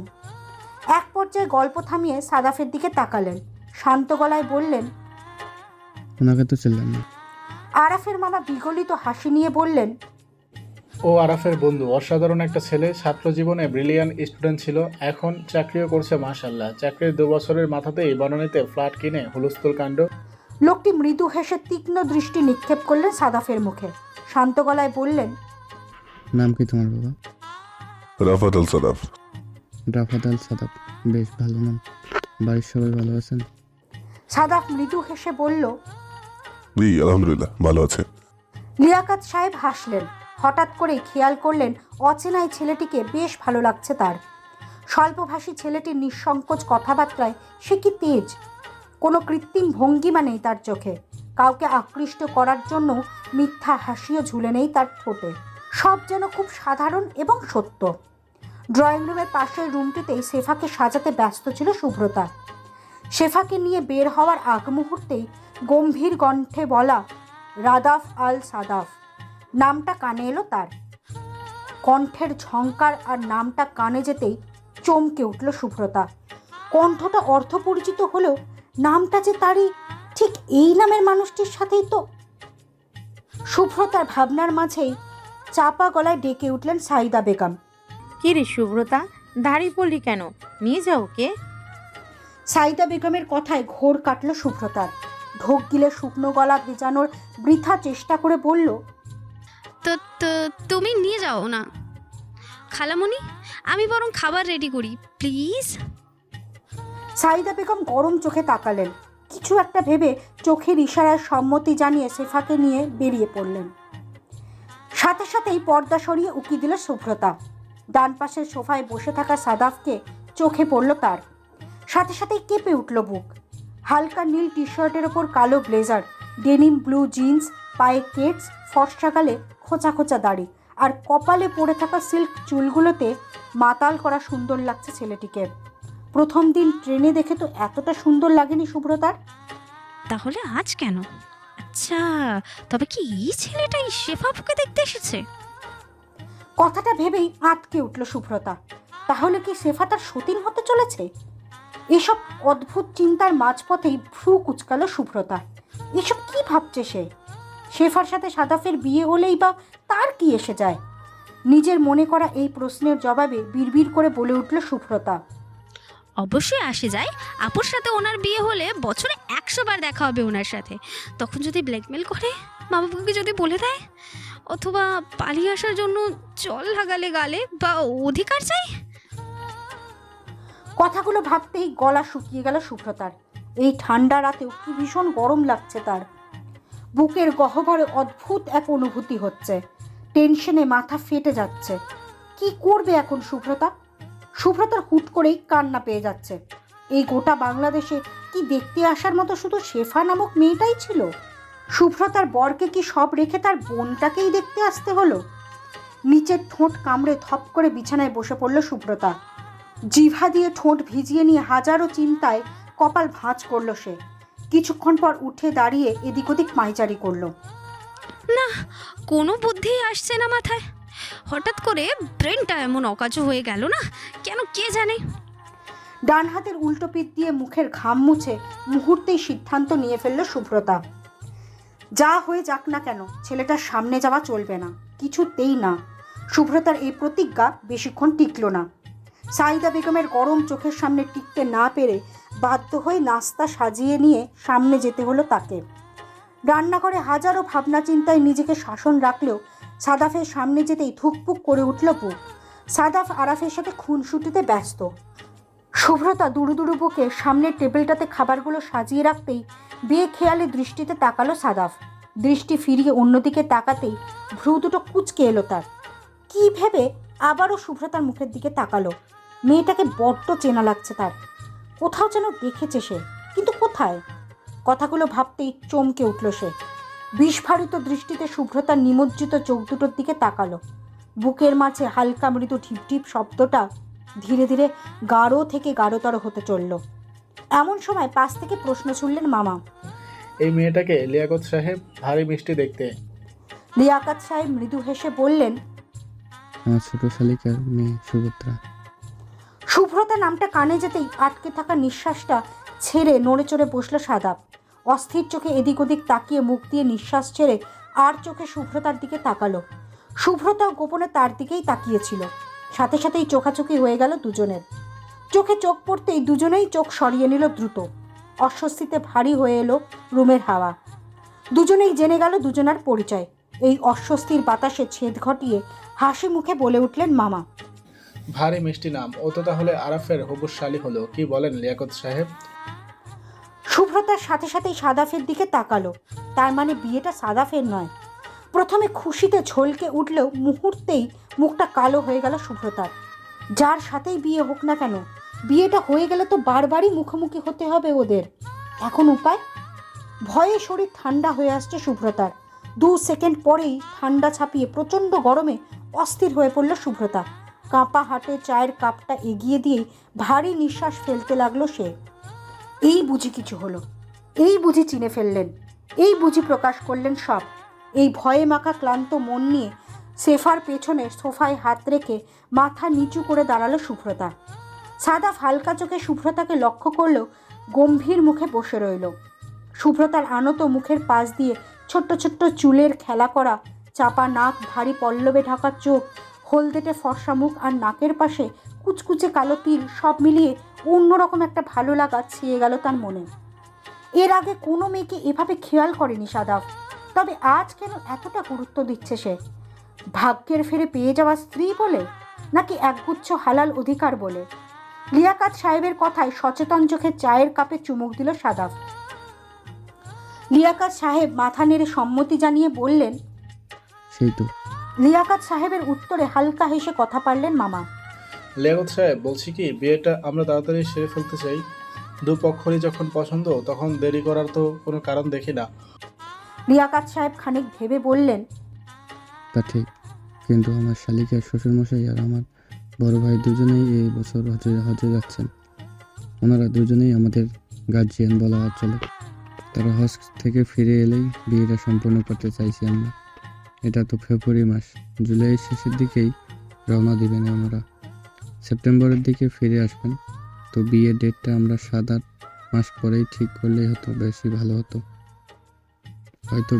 হতো। এটা ওনাদেরও মত।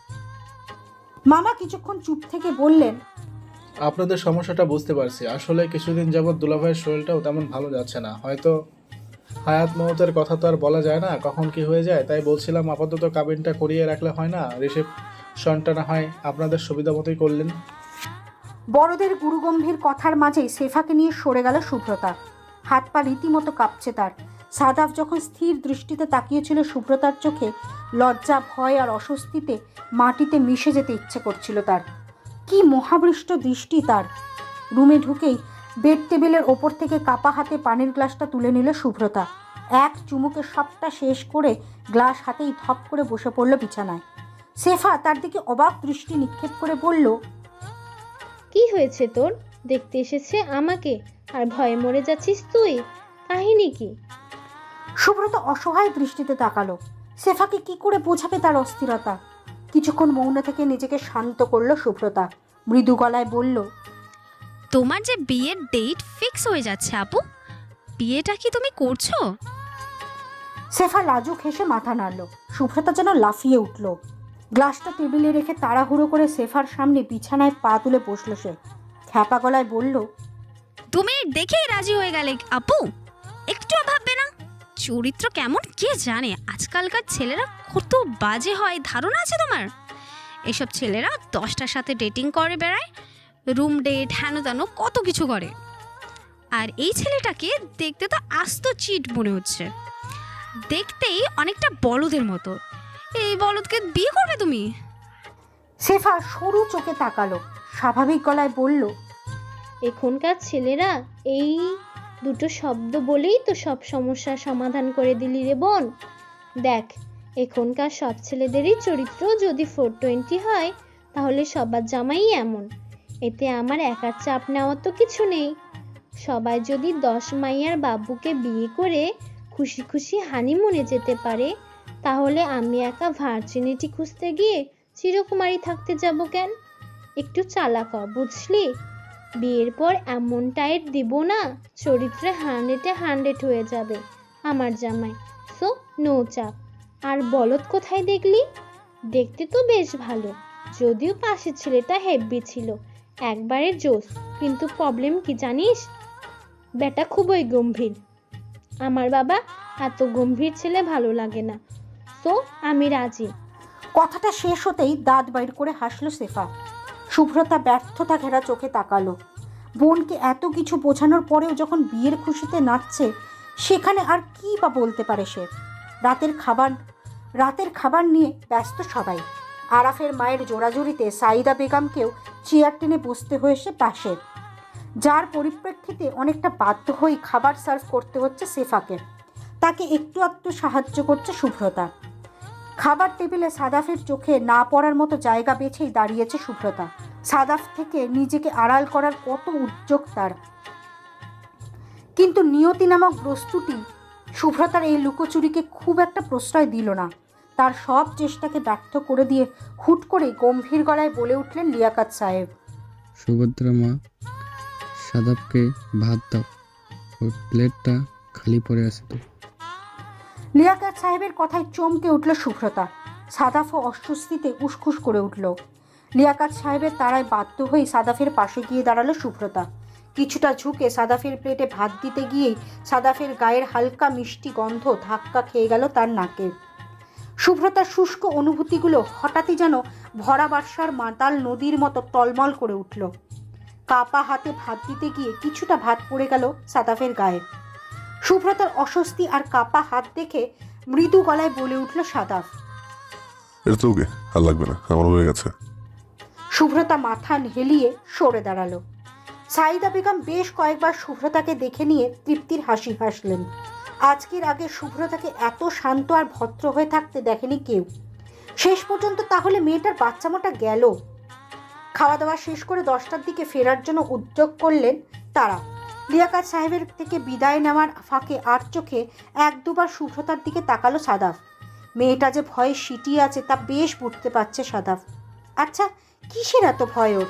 ওর কি বিয়ে হয়ে গেছে, নাকি ভালোবাসার কেউ আছে? সেই ভালোবাসার মানুষটিকে আঁকড়ে রাখতেই কি সাদাফকে ভয় পাচ্ছে শুভ্রতা? কথাগুলো ভেবে গোপনে দীর্ঘ নিঃশ্বাস ফেলল সাদাফ। সবার থেকে বিদায় নিয়ে সাদাফরা বেরিয়ে যেতেই মনের এক কোণায় বেজে উঠল এক অস্পষ্ট সুর। সে আমার বর। মনের এই অযাচিত ভাবনায় নিজেই চমকে উঠল শুভ্রতা। এসব কি ভাবছে সে? বিছানায় উপুর হয়ে শুয়ে ফোন স্ক্রল করছিল শুভ্রতা। সেফা ড্রেসিং টেবিলের সামনে বসে রাতের শেষ লোশনটা লাগাচ্ছিল গায়ে। এমন সময় দরজা ঠেলে ভেতরে ঢুকলেন সাইদা বেগম। বিছানায় বসে অদূরে সুরে ডাকলেন, শেফা, এদিকে আয় মা। সেফা লোশনের কৌটোটা ড্রেসিং টেবিলের ওপর রেখে সাইদা বেগমের পাশে গিয়ে বসল। সাইদা বেগম বিগলিত গলায় বললেন, ওরা এখনই কাবিন করতে চায়। তোর বড় চাচা আর বড় দাদুর মতে সামনের শুক্রবার বাদ মাগরিবে কাবিনের ব্যবস্থা করা হচ্ছে। তোর কোনো সমস্যা নেই তো মা? কথাটা কানে যেতেই ধপ করে উঠে বসলো শুভ্রতা। মনে মনে বলতে লাগলো, নো আপু, সে নো। এই বিয়া করিস না মেরি মা, আমাকে এভাবে ফাঁসাস না, প্লিজ প্লিজ। হে আল্লাহ, তোমার এই মাসুম বান্দাটাকে এপারের মতন বাঁচাই দাও। একটু রহম করো, আমি মসজিদে 1000 টাকা দান করুম আল্লাহ, প্লিজ। শুভ্রতার এত দোয়ায় এক বালতি পানি ঢেলে দিয়ে সেফা লাজুক হাসলো। মেয়ের পজিটিভ সাইন পেয়ে খুশিতে আত্মহারা হয়ে পড়লেন সাইদা বেগম। কিন্তু শুভ্রতা নাক ফুলিয়ে বসে রইল। এই মুহূর্তে সেফার চুলগুলো টেনে ছিঁড়ে ফেলতে ইচ্ছে করছে তার। একবার সেফার হবু বরের কারণে সাদাফের সাথে জড়িয়ে পড়েছে, এখন আবার সেই হাদারামের হবু বইয়ের জন্য ঝামেলায় ফাঁসতে যাচ্ছে। উফ! শুভ্রতার এত রাগ কারোর চোখে পড়ল না। সাইদা বেগম মেয়ের গালে আলতো আদর করে বললেন, 3 দিন পরে তো শুক্রবার, পরশু আরাব দেখা করতে চায়। এর আগে তো কথাবার্তা হয়নি তোদের। পরশু দুজন মিলে আলাদা কথা বলার সুযোগ পাবি। যাবি তো মা?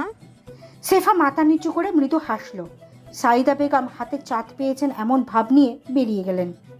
সাইদা বেগম বেরিয়ে যেতেই খ্যাপা বাঘিনীর মতন সেফার দিকে তাকিয়ে রইল শুভ্রতা। এই মেয়েটাকে এই মুহূর্তে খুন করে ফেলতে ইচ্ছে করছে তার। বেয়াদব একটা, বিয়ের জন্য মরে যাচ্ছে কেন রে? শুভ্রতার বরের ফ্রেন্ড ছাড়া বিয়ে করার মতো আর কোনো ছেলে জুটতো না তোর কপালে? শুভ্রতার এই মুহূর্তে পা ছড়িয়ে কাটতে ইচ্ছে করছে, কেঁদে কেটে দুনিয়া ভাসিয়ে দিতে ইচ্ছে করছে। শুভ্রতার এই পরিকল্পনাটাকেও ভেস্তে দিয়ে বিছানা কাঁপিয়ে তুমুল শব্দে বেজে উঠল ফোনটা। শুভ্রতা বিরক্তি নিয়ে ফোনের দিকে তাকালো। ফোনে মা নামটা দেখে আরও এক দফা বিরক্ত হলো সে। বিরক্তি নিয়ে ফোনটা রিসিভ করলো। হ্যালো। শুভ্রতার মা রাদিবা আহমেদ আগ্রহ নিয়ে বললেন, হ্যাঁ রে সুবি, তোর খালামণি বলল শেফার নাকি বিয়ে ঠিক হয়ে গেছে। হ্যাঁ হয়েছে তো। রাদিবা আহমেদ খুশি হয়ে বললেন, বাহ, আলহামদুলিল্লাহ। শুভ্রতা চরম বিরক্তি হলো। সে টেনশনে মরে যাচ্ছে আর তার মা খুশিতে নাচানাচি করছেন, ব্যাপারটা ঠিক হজম হলো না তার। শক্ত গলায় বলল, আশ্চর্য, এত খুশি হচ্ছ কেন বুঝলাম না। তোমার আনন্দ দেখে মনে হচ্ছে বিয়েটা শেফা আপুর নয়, তোমার ঠিক হয়েছে। এমন কোনো ঘটনা ঘটেনি যার জন্য তোমাকে আনন্দে পাগল হয়ে যেতে হবে মা। রাদিবা আহমেদ অবাক হয়ে বললেন, আমি পাগল হয়ে যাচ্ছি। আর শেফার বিয়েতে আমি খুশি হব না? এটা তোর কাছে আনন্দের ব্যাপার মনে হচ্ছে না? শুভ্রতা স্পষ্ট গলায় বলল, না, মনে হচ্ছে না। এবার ফোনটা রাখো তো, আমার বিরক্ত লাগছে মা। মেয়ের হঠাৎ এমন ব্যবহারে হতবাক হয়ে গেলেন রাদিবা আহমেদ। সুব্রতা কখনো তো এমন অভদ্রের মতো কথা বলে না, তাহলে আজ হঠাৎ কি হলো মেয়েটার? রাদিবা আহমেদ চিন্তিত ভঙ্গিতে ফোন কেটে স্বামীর কাছে দৌড়ালেন। স্বামী শাহানুজ্জামানকে এই মুহূর্তে ঘটনাটা খুলে বলতে হবে তার। অতিরিক্ত পড়াশোনায় তার মেয়েটা পাগল হয়ে গেল নাকি কে জানে। উত্তরার চিরচেনা ক্যাফেতে বসে আছে সেফা আর শুভ্রতা। শুভ্রতাকে বেশ কসরত করেই এই অবধি টেনে এনেছে সেফা। ভার্সিটি শেষ করে ধানমন্ডি থেকে উত্তরা আসতে কিছুতেই রাজি ছিল না সে, তাও আবার আরাফের সাথে দেখা করার জন্য। No way. অন্যের প্রেমালাপে শুভ্রতার কি কাজ? কিন্তু সেফাকে তা বোঝানো দায়। মুখে যত কিছুই বলুক না কেন, আরাফের সাথে একা দেখা করতে খুবই অস্বস্তির সম্মুখীন হচ্ছে সে। তাই একরকম বাধ্য হয়ে সাথে আসতে রাজি হয়েছে শুভ্রতা। ক্যাফেতে এসে পৌঁছানোর 5 মিনিটের মাথায় বিরক্তি নিয়ে বলে উঠল শুভ্রতা, তোমার হবু বর যে আজ তো একটা হাদা, তা আজ আবারও প্রমাণিত আপু। সেফা গরম চোখে তাকালো, মুখ ফুলিয়ে বলল, কি এমন করেছে সে যার জন্য তুই ওকে হাদা বলছিস? কথাটা বলেই ঘড়ি পরা বাম হাতটা সেফার দিকে এগিয়ে দিল শুভ্রতা। ইশারায় ঘড়ি দেখিয়ে যথাযুক্ত যুক্তি দেখানোর চেষ্টা করলো সে। দেখো, সন্ধ্যে 7:20, অলমোস্ট রাত হয়ে এসেছে। এই টাইমে কোন ভদ্রলোক পাত্রীর সাথে গোপন আলাপ সারতে চায় বলো? সেফা খ্যাপা গলায় বলল, তোর সব কিছুতেই বাড়াবাড়ি শুভি। গোপন আলাপ বলতে কি বোঝাতে চাচ্ছিস তুই? নিশ্চয়ই কোনো কারণ আছে, তাই এই সময় সিলেক্ট করেছে ও। তাছাড়া এমন তো কোনো নিয়ম নেই যে এই সময় কারোর সাথে দেখা করা যাবে না, আছে কি? শুভ্রতা কিছু বলবে তার আগেই স্বচ্ছ কাচের দরজা ঠেলে ভেতরে প্রবেশ করলো আরাফ। শুভ্রতা দরজার মুখে মুখে বসেছিল। সেফার কথার উত্তর দিতে গিয়ে বেখেয়ালিভাবে দরজার দিকে তাকাতেই চোখ বড় বড় হয়ে গেল তার। হঠাৎই শটান দাঁড়িয়ে গেল সে। সেফা অবাক হয়ে বলল, শুভি, এই শুভি, কি হয়েছে? এভাবে দাঁড়িয়ে পড়লি কেন? শুভ্রতা ঘন ঘন ঢোক গিলে ভ্রুজোড়া খানিকটা কুঞ্চিত করে ভয় মাখা চোখে তাকিয়ে আছে। সেফা প্রশ্নের উত্তর না পেয়ে শুভ্রতার দৃষ্টি অনুসরণ করে পেছনে ফিরে তাকালো। আরাফ আর সাদাফকে তাদের দিকে এগিয়ে আসতে দেখে অল্প হাসল। সাথে সাথেই তাড়াহুড়ো করে বলে উঠল শুভ্রতা, আপু, ভাইয়া তো চলেই এসেছে, তুমি থাকো, আমি যাই। হ্যাঁ, এখানে আমার কি কাজ বলো? কথা শেষ করে পার্সটা হাতে তুলে নিয়ে পা বাড়ালো শুভ্রতা। ডান হাতে শুভ্রতার ডান হাতটা চেপে ধরে জোর করে চেয়ারে বসিয়ে দিয়ে ফিসফিস করে বলে উঠল সেফা, পাগল তুই? এভাবে চলে গেলে কি মনে করবে বলতো? একটু কথা টথা বলে তারপর যা প্লিজ। শুভ্রতাকে প্রতিবাদের সুযোগ না দিয়েই সামনে এসে দাঁড়ালো দুই বন্ধু। 2 দিনব্যাপী সাদাফের পেছনে ঝুলে ঝুলে আজ সন্ধ্যায় তাকে সাথে আসার জন্য রাজি করিয়েছে আরাফ। ক্যাফেতে ঢুকে শুভ্রতাকে দেখে নিজেও খুব একটা চমকায়নি সাদাফ। কয়েক সেকেন্ডের জন্য পা দুটো মাটির সাথে সিটিয়ে গিয়েছিল তার। নিজেকে সামলে নিয়ে তাদের দিকে এগিয়ে এলেও বুকের মাঝে অচেনা একটা ধুকপুক শব্দ অল্প বিস্তর জ্বালাচ্ছে তাকে। শুভ্রতা যে খুব সুন্দরী তা তো নয়, সাধারণ বাঙালি মেয়ের মতোই গোলগাল হলদেটে ফর্সাটে মুখ। সাধারণ বাঙালি মেয়েদের মতোই গোলগাল হলদে ফর্সাটে মুখ, চাপা নাক। শুভ্রতার থেকেও কত শত সুন্দরী মেয়ের সাথে পরিচয় আছে সাদাফের। প্রপোজাল পেয়েছে, এড়িয়েও গেছে, তবু শুভ্রতার প্রতি এত অস্থিরতা কেন? অলৌকিক এক বন্ধনে বেঁধে গেছে বলে, নাকি অন্য কোনো রহস্য? অচিন্তনীয় বিষয়গুলোই চিন্তার ছাঁচে ফেলে এক দফা চিন্তা করে নিল সাদাফ। দীর্ঘ নিঃশ্বাস ফেলে মৃদু হেসে সেফার দিকে তাকালো, মিষ্টি গলায় বলল, আসসালামু আলাইকুম, কেমন আছেন ভাবি? সাদাফের মুখে ভাবি ডাক শুনে লজ্জায় রাঙা হয়ে গেল সেফা। মাথা নিচু করে মাথা হেলিয়ে বলল, ভালো আছি ভাইয়া, আপনি কেমন আছেন? সাদাফ শুভ্রতার পাশের চেয়ারটাই বসলো। সেফার দিকে তাকিয়ে হাসি মুখে বলল, আলহামদুলিল্লাহ ভালো আছি। আপনাদের মাঝে হাড্ডি হতে চলে এলাম, তবে আমার কিন্তু কোনো দোষ নেই ভাবি, আরাফ আমায় জোর করে এনেছে। সেফা হাসলো। আরাফ শুভ্রতাকে উদ্দেশ্য করে বলল, কেমন আছো সুব্রতা? হবু শালি বলে তুমি করে সমাধান করলাম, রাগ করলে না তো? শুভ্রতা ইতস্তত গলায় বলল, একদমই না ভাইয়া, তুমিটাই সুইটেবল। চারজনকেই নীরবতা ছেয়ে ধরল। সবার চোখে মুখেই অস্বস্তির ছাপ। এই অস্বস্তির পরদ উঠিয়ে জোরে নিঃশ্বাস টেনে নিয়ে বলে উঠল সাদাফ, তোর কথা বলা না, আমি বাইরে দিয়ে একটু হাঁটাহাঁটি করে আসি, কিছু কেনাকাটা ছিল। এটুকু বলেই উঠে দাঁড়ালো সাদাফ। শুভ্রতাকে চুপচাপ বসে থাকতে দেখে হালকা কেশে বলে উঠল সাদাফ, শুভ্রতা, আপনি কি আমি হেল্প করবেন? সাদাফের মুখে নিজের নামটা শুনে চমকে উঠল শুভ্রতা। তটস্থ হয়ে সাদাফের দিকে তাকাতেই বুঝতে পারল দারুণ বোকামো করেছে সে। সাদাফ যে আরাফদের স্পেস দেওয়ার জন্য বেরিয়ে যাচ্ছে তা বুঝে নিজেরও কিছু একটা বাহানা দেওয়া উচিত ছিল। মনে মনে নিজেকে হাজারটা বকা দিয়ে জোরপূর্বক হাসি দিয়ে উঠে দাঁড়ালো শুভ্রতা। সেফার দিকে তাকিয়ে হেসে বলল, তোমরা গল্প করাবো, রাতের রাস্তাটা বেশ লাগে আমার, আমি বরং ওনার সাথে হেঁটে আসি, কেমন? ক্যাফে থেকে বেরিয়ে রাস্তা ধরে হাঁটছে সাদাফ আর শুভ্রতা। দুজনের মাঝেই বিষাক্ত নীরবতা। সাদাফ পকেটে হাত ঢুকিয়ে চুপচাপ হেঁটে চলেছে।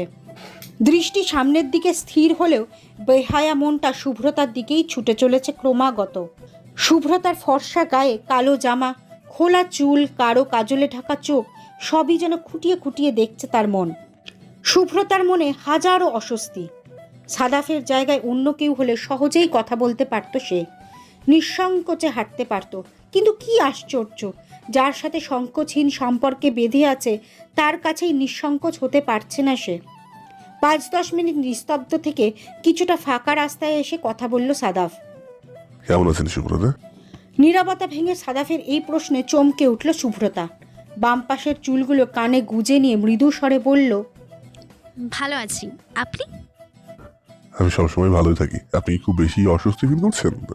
মানে সাদাফের কথা শেষ হতে না হতেই একটা গাড়ি শুভ্রতার পাশ কেটে খুব স্পিডে বেরিয়ে গেল। সাদাফ খুব সাবধানে শুভ্রতার অন্য পাশে গিয়ে দাঁড়ালো। শুভ্রতাকে ফুটপাতের ভেতর দিকে হাঁটতে দিয়ে নিজে রাস্তার পাশ ঘেঁষে হাঁটতে থাকলো। সাদাফের এই ছোট্ট যত্নটাও যেন শুভ্রতার মনে হাজারো ভালো লাগার পরশ দিয়ে গেল। আর চোখে ল্যাম্পপোস্টের হলদে আলোয় সাদাফকে দেখতে চেষ্টা করলো শুভ্রতা। তবে দুজনে পাশাপাশি হাঁটতে থাকায় সাদাফের সবটা দেখতে পেল না শুভ্রতা। চোখে শুধু ধরা পড়ল সাদাফের ফর্সাকালের খোঁচা খোঁচা দাড়ি, কালচে লাল ঠোঁট, আর কোনোই পর্যন্ত ভাঁজ করে রাখা খয়েরি শার্টের হাতা, আর হ্যাঁ, ফর্সা হাতের কবজির খানিকটা ওপরে কুচকুচে কালো তিল। সেই তিলটার দিকেই সম্মোহনী দৃষ্টিতে তাকিয়ে রইল শুভ্রতা। ঘড়ির সাদা বেল্টের খানিক ওপরে তিলটাকে এমন নিঃসংকোচে নিজের সৌন্দর্য প্রকাশ করতে দেখে খানিকটা হিংসে লাগলো সুব্রতার। সাদাফ ছোট্ট নিঃশ্বাস ফেলে আবারও কথা পারল। আপনি যে অস্বস্তি ফিল করছেন আমি বুঝতে পারছি। আপনার অস্বস্তি দেখে আমারও অস্বস্তি লাগছে। আপনার কাজিনের সাথে আরফের বিয়েটা হয়ে গেলে হয়তো মাঝে মাঝে মুখোমুখি হতে হবে আমাদের। তাই বলছিলাম প্লিজ একটু ইজি হওয়ার চেষ্টা করুন না। আমাদের সাথে যা ঘটে গেছে তা একটা অ্যাক্সিডেন্ট। আপনি অন্য কারোর সাথে জড়িয়ে থাকতে পারেন, আর থাকাটাও স্বাভাবিক। আমি এই বিষয়ে কোনো রকম প্রশ্ন করবো না আপনাকে, না কোনো রকম জবাবদিহিই বা চাইবো। আপনার উত্তর আপনার উপরেই না অধিকার খাটাতে পারবো, কোনোটাই পারবো না। আপনি আপনার মতোই চলুন, এত ভয় বা অস্বস্তির কিছুই নেই, নয়তো ব্যাপারটা ধীরে ধীরে আরো বেশি ক্রিটিক্যাল হয়ে যাবে। আই থিঙ্ক আপনি বুঝতে পারছেন। সুব্রতা মাথা নাড়ল। সাদাফ হেসে বলল, এখন অস্বস্তি ফিল করছেন? সুব্রতা আর চোখে থাকালো, হালকা হেসে বলল, হালকা, তবে ধীরে ধীরে কেটে যাবে। সাদাফ ঠোঁট টিপে হাসল। সুব্রতার বলতে ইচ্ছে করলো, আর এবার হাসুন না প্লিজ। আচ্ছা, এই লোকটা এত সুন্দর করে হাসে কেন? কিছুটা সামনে এগোতেই ফুচকার স্টল চোখে পড়ল। সাদাফ আর চোখে সুব্রতাকে দেখে নিয়ে বলল, ফুচকা খাবেন? সুব্রতার মুখে হাসি ফুটিয়ে চট করে বলে উঠল, অবশ্যই। কথাটা বলে ফেলেই জিভ কাটল শুভ্রতা। সাদাফের কথাটা একদমই মনে ছিল না তার। জোরপূর্বক হাসি দিয়ে বলল, না মানে আসলে। সাদাফ হেসে ফেলল, ঠোঁট টিপে হেসে বলল, চলুন ম্যাডাম। নিজেকে হাজার খানেক বকা দিয়ে সাদাফের পেছন পেছন ফুচকার স্টলের সামনে দাঁড়ালো শুভ্রতা। সাদাফ 1 প্লেট ফুচকার অর্ডার দিতেই ভ্রু কুচকে প্রশ্ন করল শুভ্রতা, 1 প্লেট কেন? আমি ফুচকা খাই না। তাই বলে আমি একা একা খাবো? চলুন, আমিও খাবো না। সাদাফ তাড়াহুড়ো করে বলল, তা কেন হবে? অর্ডার তো দেওয়া হয়ে গেছে সুব্রতা। আর তাছাড়া আমি ঝাল তেমন খেতে পারি না, আপনি খান, সমস্যা নেই। শুভ্রতা স্পষ্ট গলায় বলল। বললাম তো খাবো না, চলুন।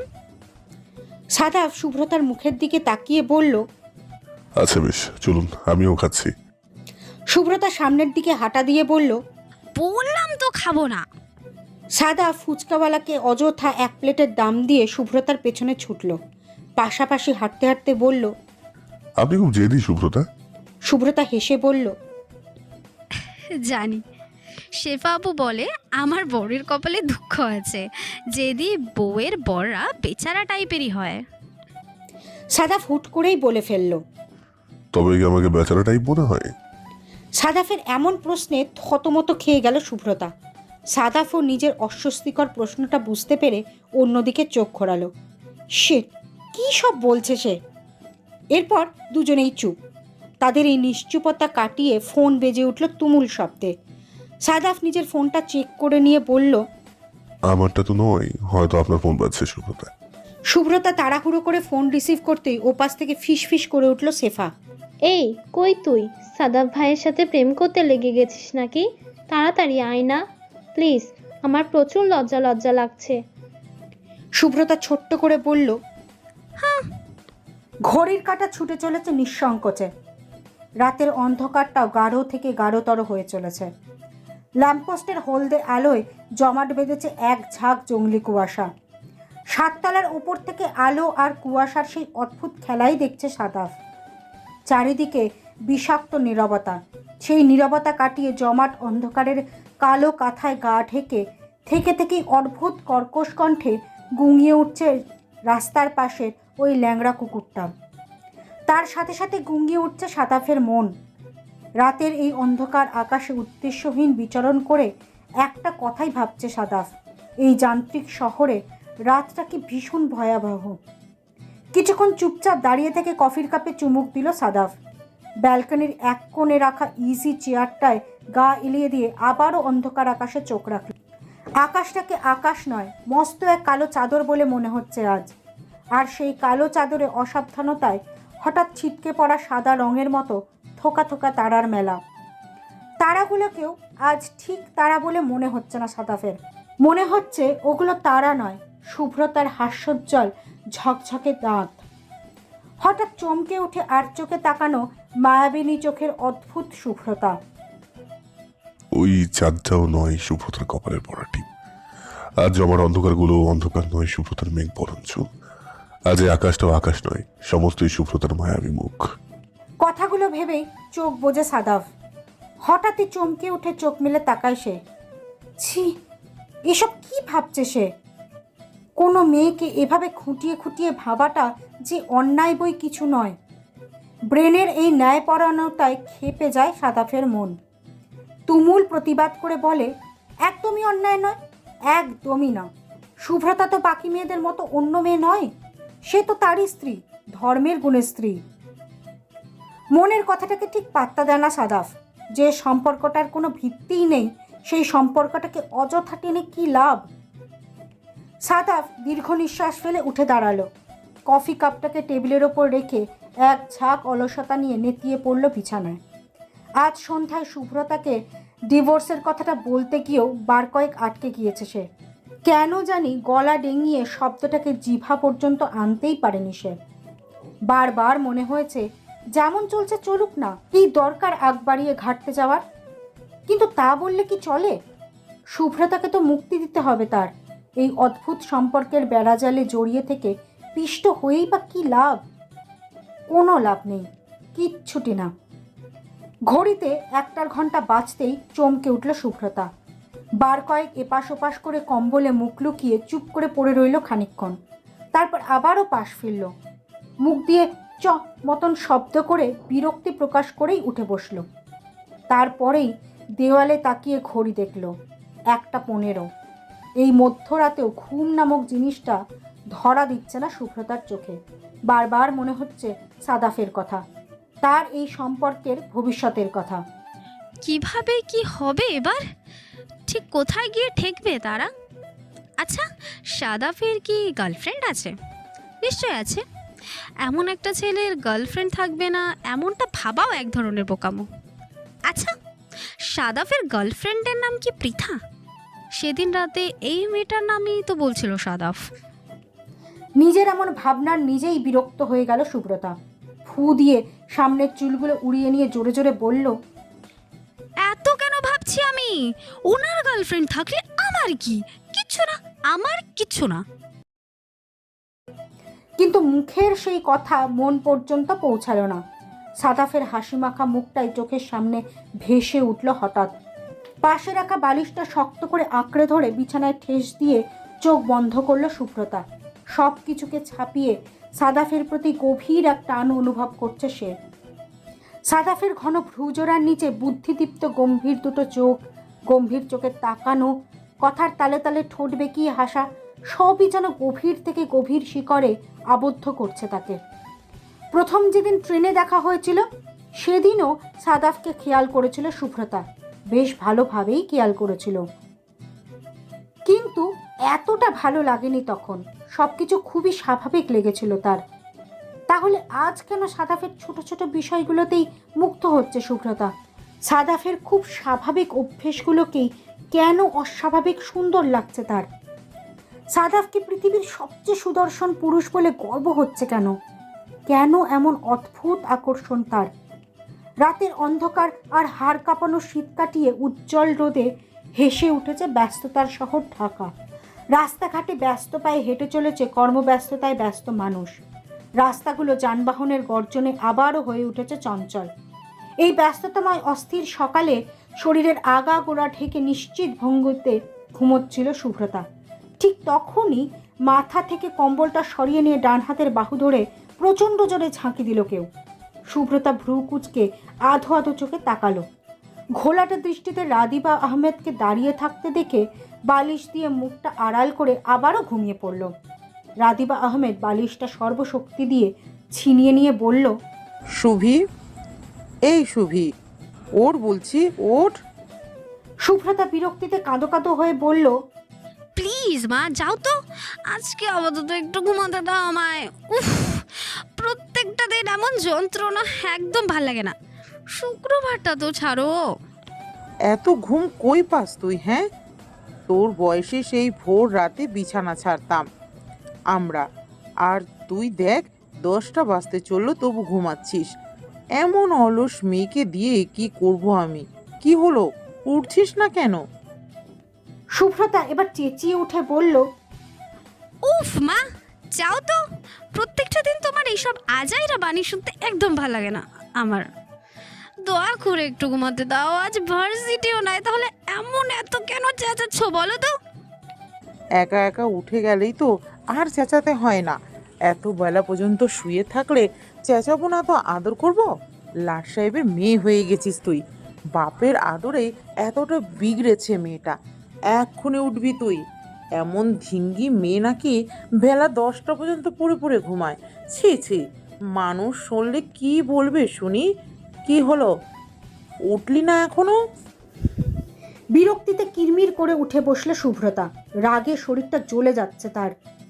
প্রতিটা সকালে মায়ের মুখের এমন সুধাবাণীতে অতি মাত্রায় বিরক্ত সে। দিন দিন মায়ের এই অত্যাচার চক্রবৃদ্ধি হারে বৃদ্ধি পাচ্ছে। একমাত্র এই কারণটার জন্যই মাঝে মাঝে সন্ন্যাসী হয়ে দেশান্তর হতে ইচ্ছে করে সুব্রতার। যে জীবনে শান্তিতে দুদণ্ড ঘুমানো যায় না, সেই আবার কেমন জীবন? সুব্রতার এত সব ভাবনার মাঝেই কম্বল টেনে ভাঁজ করতে লাগলেন রাদিবা আহমেদ। মেয়ের দিকে আর চোখে তাকিয়ে বললেন, মুখ ফুলিয়ে বসে না থেকে ফ্রেশ হয়ে আয়, যা। নাস্তা করে ঝটফট রেডি হয়ে নিবি। এভাবে থম মেরে বসে থাকলে দিব এক চট। সুব্রতা মুখ ফুলিয়ে বলল, রেডি হব মানে? রেডি হব কেন? রাদিবা আহমেদ অবাক দৃষ্টিতে তাকিয়ে বললেন, আজ যে শেফার বিয়ে, ভুলে গেছিস?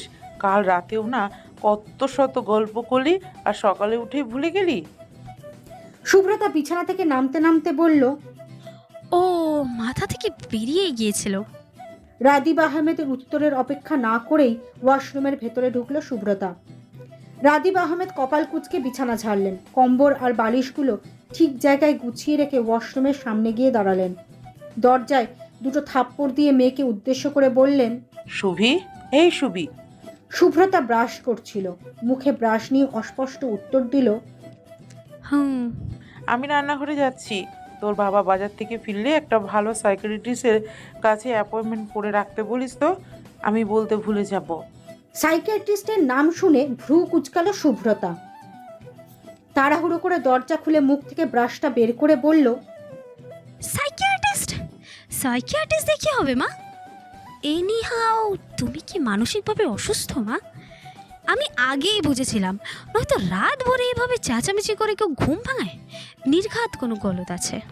রাদিব আহমেদ খোপাটা শক্ত হাতে বাঁধতে বাঁধতে বললেন, একটা থাপ্পড় বসাবো, ফাজলাম করিস?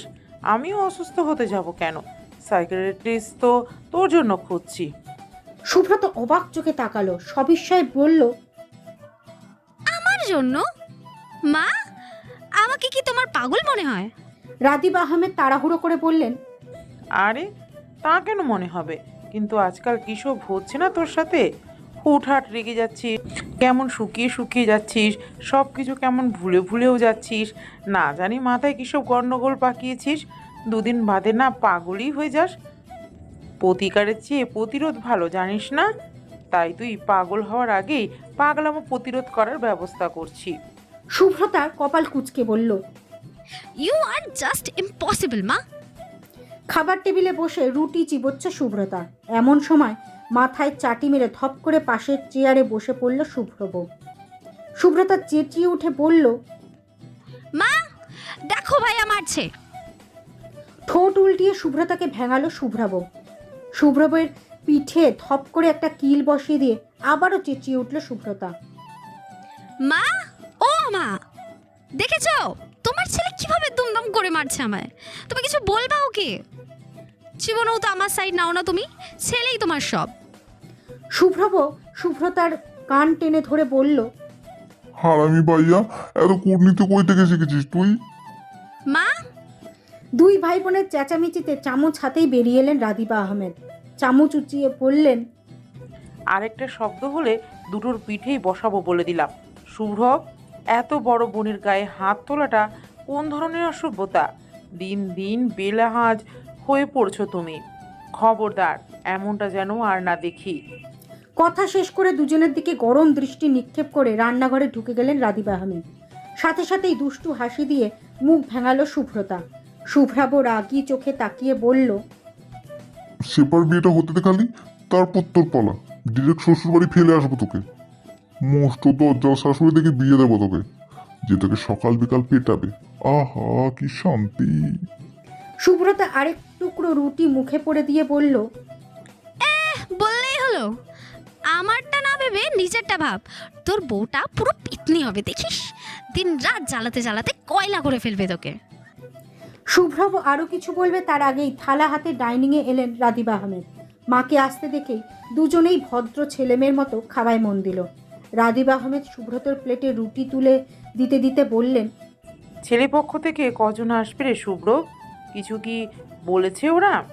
রুটির টুকরো ঝোলে দোবাতে দোবাতে বলে উঠল শুভ্রব।